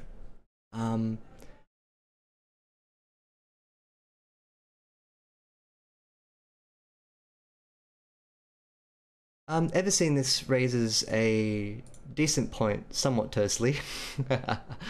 I'm following your tone here. That this is kind of like a crutch in terms of like an unreliable narrator. Yep, I agree, but the way that it's done, I think, expands on that crutch as well. Don't diss crutches. I think they're useful things to prop up stories, and once you stick them down in the first drafts, you can assess whether they're too tropey, too cliche in subsequent edits. Other ways of introducing like unreliable narration, I suppose, in this kind of sense, in like a crutch sense, would be to introduce objects that slightly change their details over time, or places that change details over time. What we've done here, however, is like introduce the idea that the character has undone their expectations, or that this is what happened in an event sense, but what's really happened is that the The main character has purposefully driven to their parents' home, and they're trying to justify to the narrator that they haven't. For instance, I couldn't possibly drive blind through a town and wind up 100 miles from home unfeeling, as though I was navigating by the pull of a story thread alone. So this line here you can get rid of, for instance. And that makes it a bit better. That crutch becomes a bit more sort of solid, I guess, and it doesn't look like a crutch anymore. So yeah, point taken though.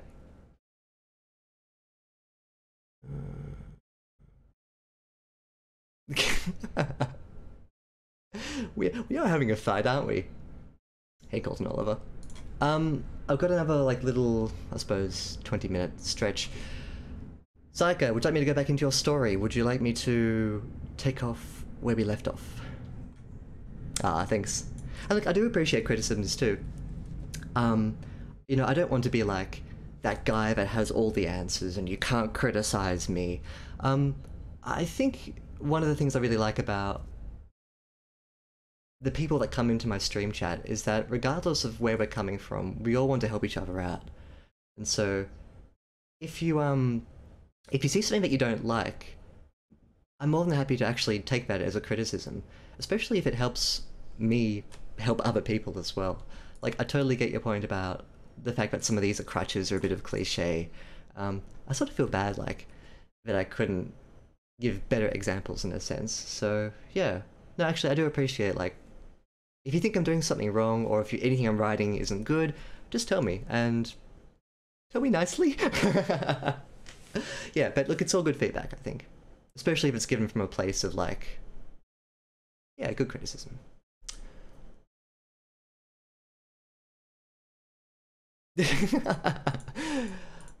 I do not accept that as a valid criticism, Sekot. Yep. I've got another 20 minutes. It's not good from a good place. I'd be happy with that. Yeah, like just a cutting, hey, this isn't good.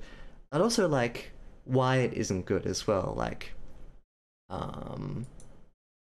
this, for instance, you didn't like, which is totally fine. If I was going to go through it later, I'd probably change it. Feel free to suggest something too, if it comes up. I'm not having a spider on my wall. Yeah, I can't promise spiders. I don't want to promise spiders. Psyche, do you want me to dip back into where we took off from your stream? Which was here.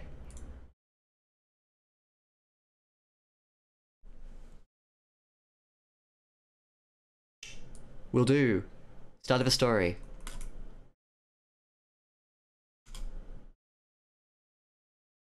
Ah, that's a good criticism.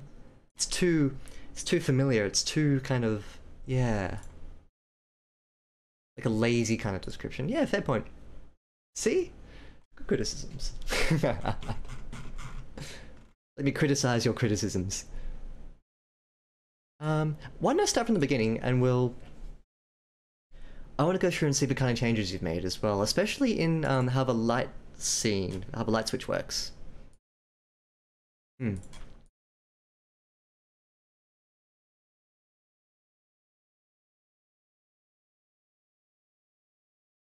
Oh, hello. So I was wondering who you guys were saying hello to. Cecil A625, welcome to the stream. Welcome to everyone who's actually joined me today, for a new stream. Wow, I've got 12 viewers. That's probably the most I've ever had. Consistently at one point in time. Welcome, everyone. Let's read from the start of the story, and if you're familiar with how this starts, you may remember what it was like last time. Otherwise, if it's new for you, then it's new for you. I woke in a panic sweat. God, it was bad. I was a simmering pig, a damp rag. I felt dog-tired, all but drained of energy. Clutching at my chest, I laid restless. Excuse me. Gasping for just a hint of air. My throat, a coarse sheet of sandpaper begging to be sated. Nothing made sense. I'm gonna just read through without commenting on it until we get to a certain point.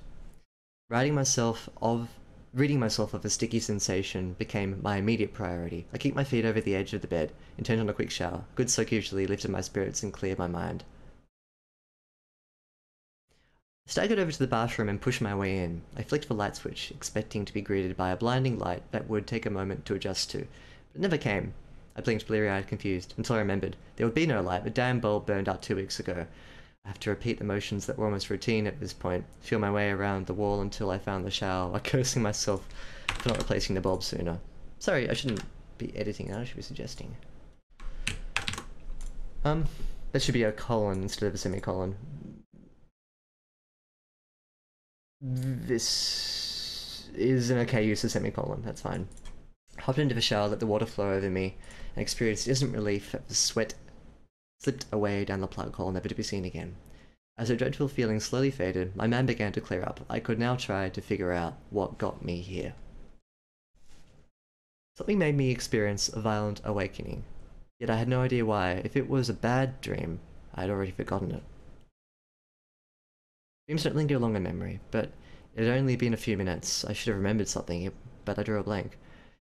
It wasn't a health complication. I hadn't realized I had forgotten to do something important. I just couldn't come up with anything. My mind an empty void of nothingness at that moment. My questions remained unanswered. I just had to go back to bed and get on with my life. Let me do something so I can make a better judge of this. Good. I wiped myself down and took care to dry my feet so as to not slip in the darkness. Spare myself a concussion or worse. Excuse me. I closed the bathroom door behind me and threw on some fresh pajamas, fumbling a bit to get them on in the dark. A faint scent of sweat still lingered on the bedsheets. There wasn't much I could do about it, besides mask with air freshener and replace them in the morning. Let's take this as the first page. From what I remember of how the original story was, I've got a copy of it somewhere, actually. Let me bring it up. It looks like you have a better grasp of your paragraphs. Granted, some are still quite short, but they feel as though they're a bit more sort of ideologically complete, which is really good. I've noticed, just from looking at the general flow of your story too, your paragraphs look bigger, with the exception of this page, which I'm sure is just like dialogue and filler on the sides. It seems as though like you have a slightly better understanding of what constitutes a good flowy paragraph and how the elements sit together.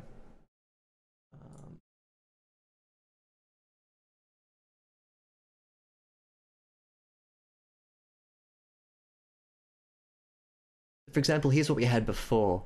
I woke in a panic sweat, God, it was bad. I was this, nothing made sense, I needed to catch my breath. I kicked my feet over the edge of the bed. At least I wanted to.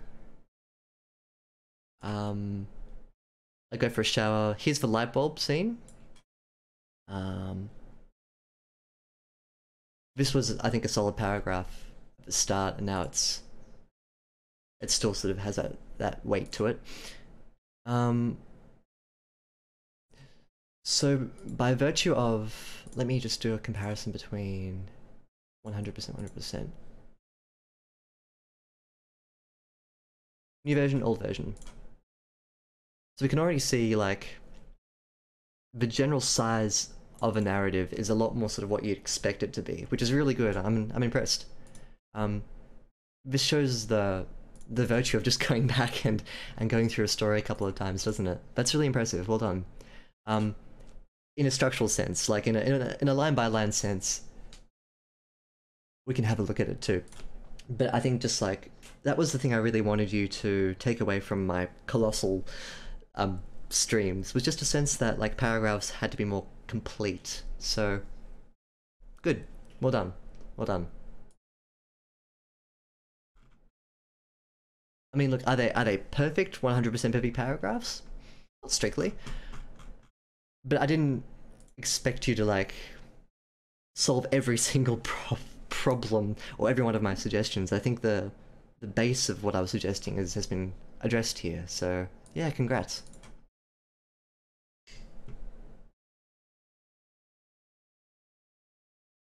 Golden Oliver asks how much longer do I plan to stream? Another 20 minutes, and then I'll stop.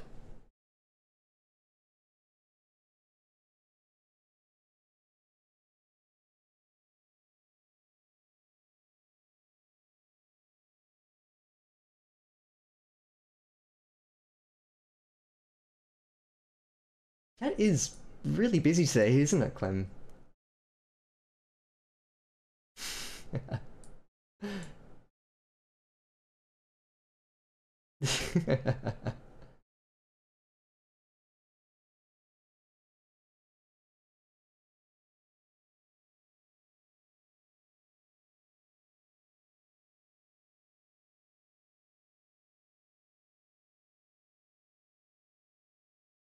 Oh yes, Coach. Let me talk about those at the end. Just when the stream's coming down, I'll tell you about those books I was mentioning over Discord. I didn't even mention the books. There were no books. I lied. I drew you into the stream with promise of books, and here we are. Do I prefer the shower scene and the opening now? I think the justification for why he's taking a shower needs a tiny little bit of a push. I'll explain that in a tick. But I think overall this has a fluidity to it that it lacked before. Instead of reading like, I wake up, I want to do this, I get back to bed. Now it feels a little bit more like there's a bit more of a sense of why he's doing things. It's still not as strong as it could be, but the way that it's written has a bit more of a sort of, by virtue of the structure, it feels like a more contained event rather than like a list of events. And from that, you can then build out into, I suppose, a motive. Let's talk about that now. But yeah, I do prefer it. Nothing strictly has changed, so to speak, has it? In terms of like what really happens here. He gets up, he's in a sweat, he takes a shower, the light bulb's out, he goes back to sleep. But I think the way it's written couches it in a much more sort of presentable story. So I think, yeah. And from that you can then work on the motive. Let's have a chat about the motive. Yes, I have a Discord server. Please join. The link is on my Discord dashboard. Discord dashboard? Twitch dashboard. Yeah. That depends entirely on if you want to, I'm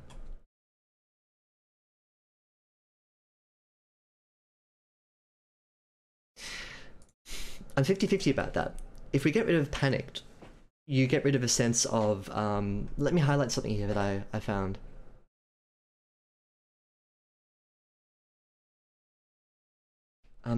I suggest that you can actually make this one paragraph.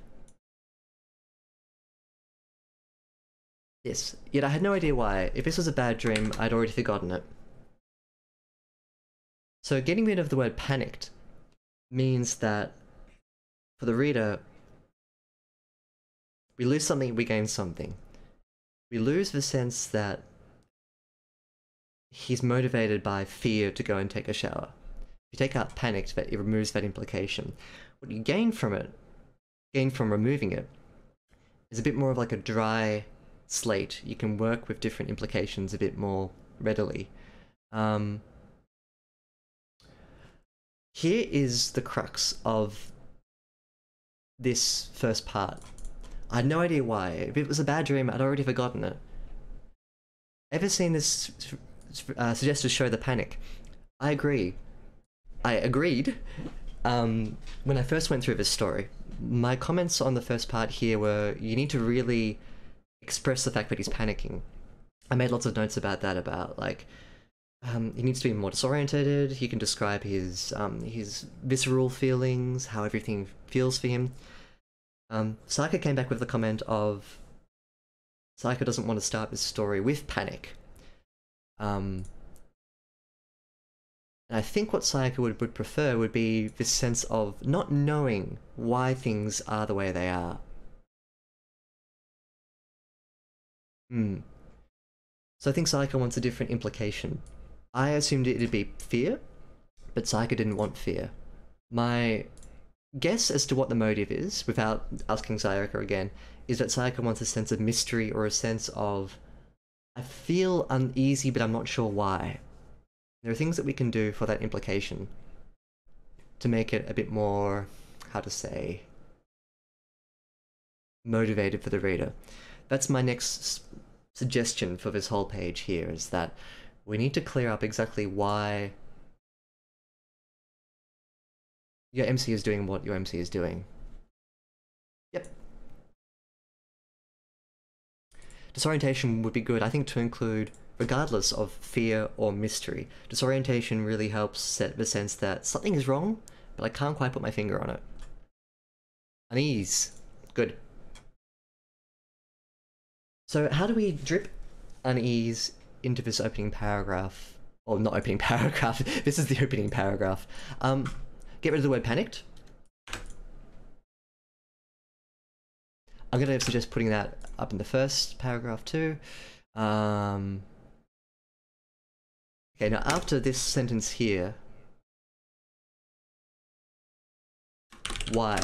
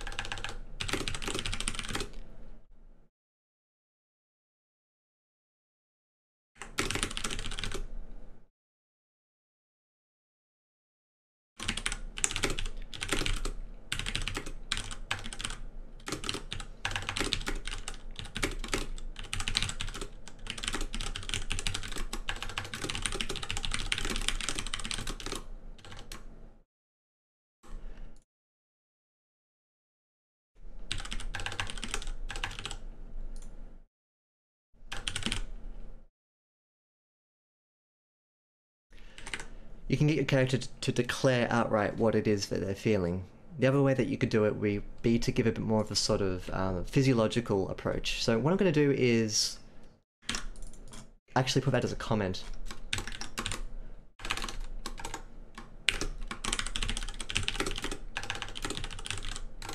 You could also write something like, my head swam with a million buzzing questions. But when I reached out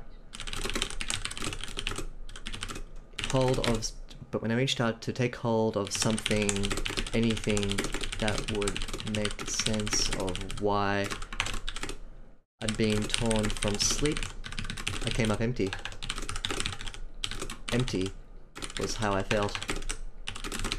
Staring at the ceiling, dark spaces, spidering through my room. Dark spaces of my room. So that's suggestion number 2. Sorry if you guys couldn't see that. I hope you could sort of piece it together from what I was talking out loud.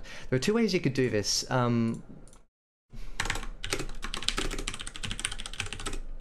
are many ways you could do this, really.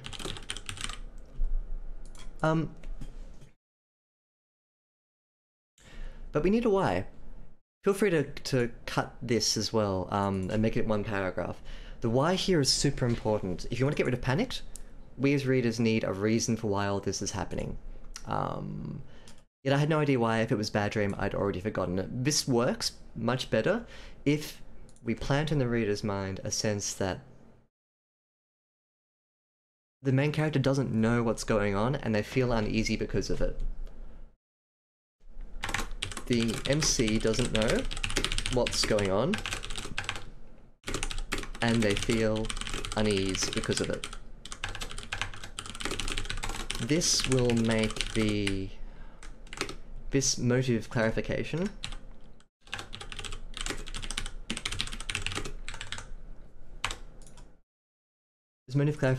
will make the resulting scene work in a more direct or more engaging.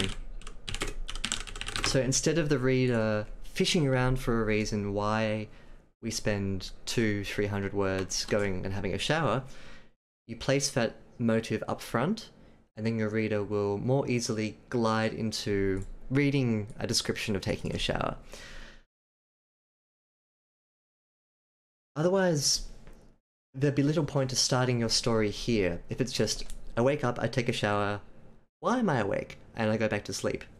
That can kind of be cut out and replaced with your next scene where he wakes up at the 3:24 a.m. But if you want to start your story here, we need a motive punch, I suppose is how you'd put it. You can do that in a declarative fashion, where your character will outright say, I have no idea what's going on, or you can imply what's going on by showing how they're feeling. Either way works, depending on the narration style. Pick one you like and go with it.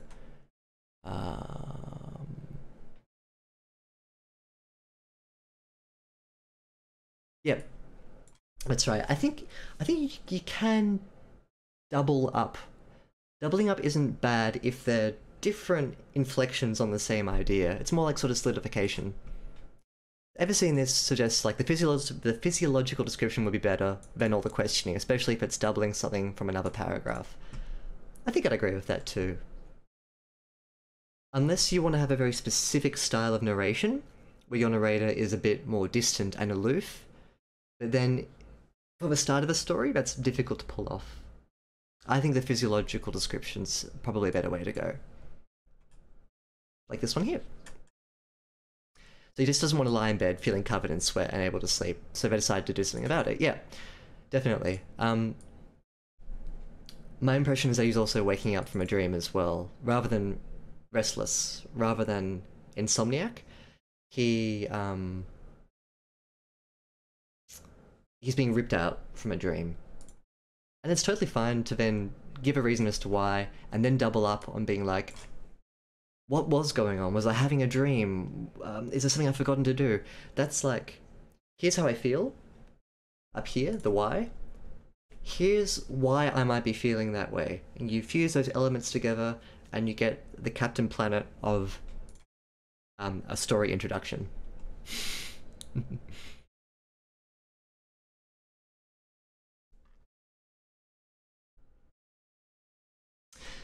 So if you want to be aloof, you can't be narrating your thoughts and emotions or lack of thoughts.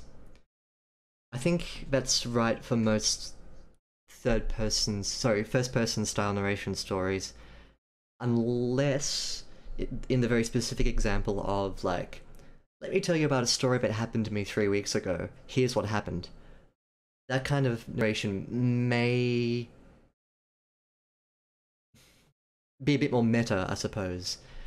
But that's for Sayaka to decide if a Sayaka wants to write a story about a narrator telling you a story, or a Sayaka wants to sort of cut the middle and just tell the story from the person's perspective as it's happened, in a very real sense. I think that the latter is probably, it's easier to do and it's probably more effective.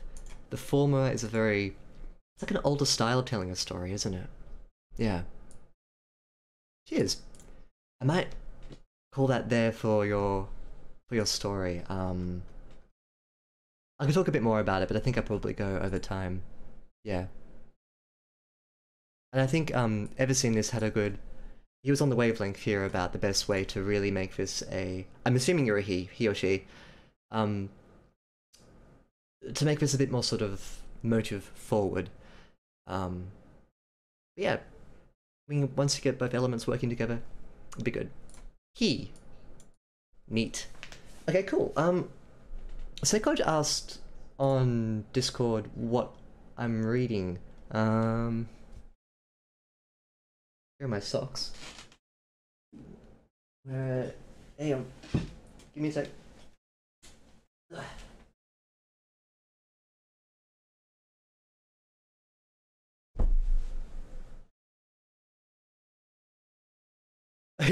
You're reading socks? It's a riveting read. It's super riveting. I think Clem's gonna send me a story for next time. If not, then I'll go on to destructive readers, and I'll poach someone's story with permission. Yeah.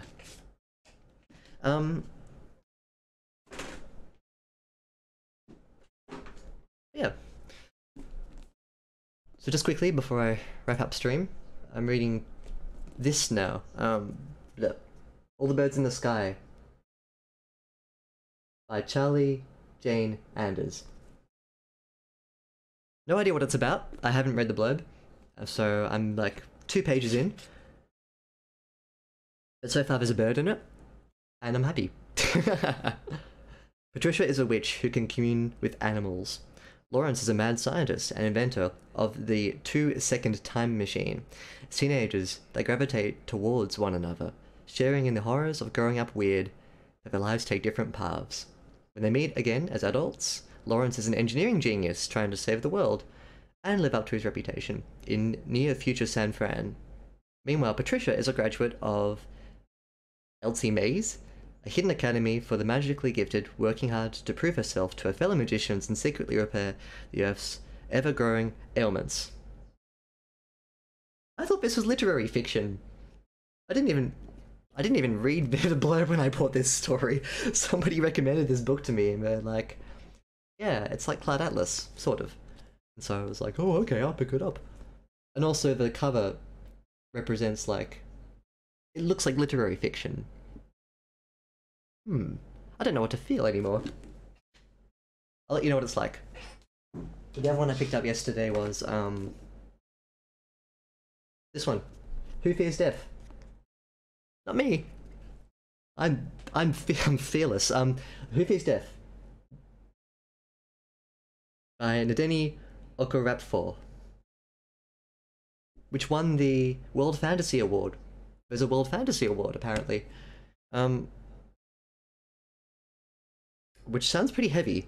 A woman wanders the African desert after surviving rape at the hands of an enemy general and the brutal annihilation of her village. She's hoping to die. Instead, she gives birth to an angry baby girl with hair and skin the color of sand. And she names her Onyesunwu, meaning Who Fears Death. She has magic too, and this is set in post-apocalyptic Sudan. This would be cool, because it's a very unusual setting. I guess just from our perspectives, not being in Africa, so yeah, let you know how that one goes.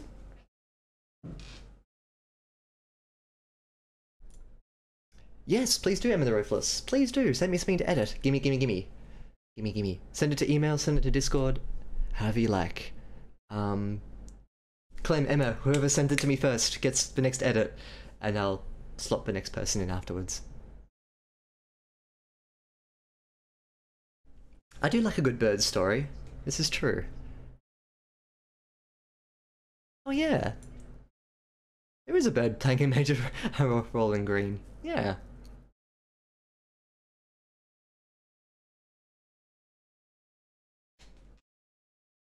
Oh yeah, right. There's a bird here.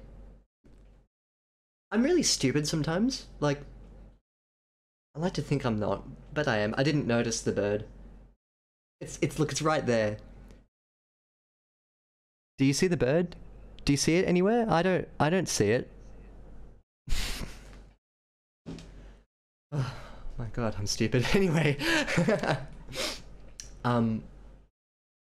Good.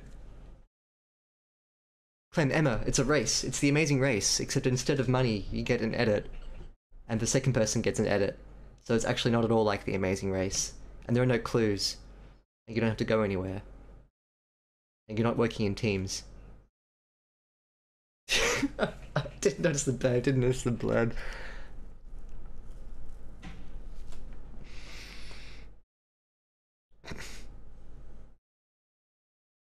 I'm a stupid person. Okay, cool. Ladies and gentlemen, thank you for joining me on another stream. Thank you for all of your good suggestions, all of your good criticisms. Thanks for keeping me company. I hope that was useful. I think I may not have given the best examples, so sorry if it was just a bit of waffle. But I'll have another story ready for you to edit, for me to edit, and you just, to watch and comment on Thursday. Bird brained. Thank you for your lack of sleep, Cuddly Clem. It gave me a lot of spirit. All right, guys, we'll catch you Thursday. Thanks to everyone new who joined, who commented. Feel free to join the Discord, say hi, and we'll catch you on Thursday. Hey, enjoy your sleep, UK people.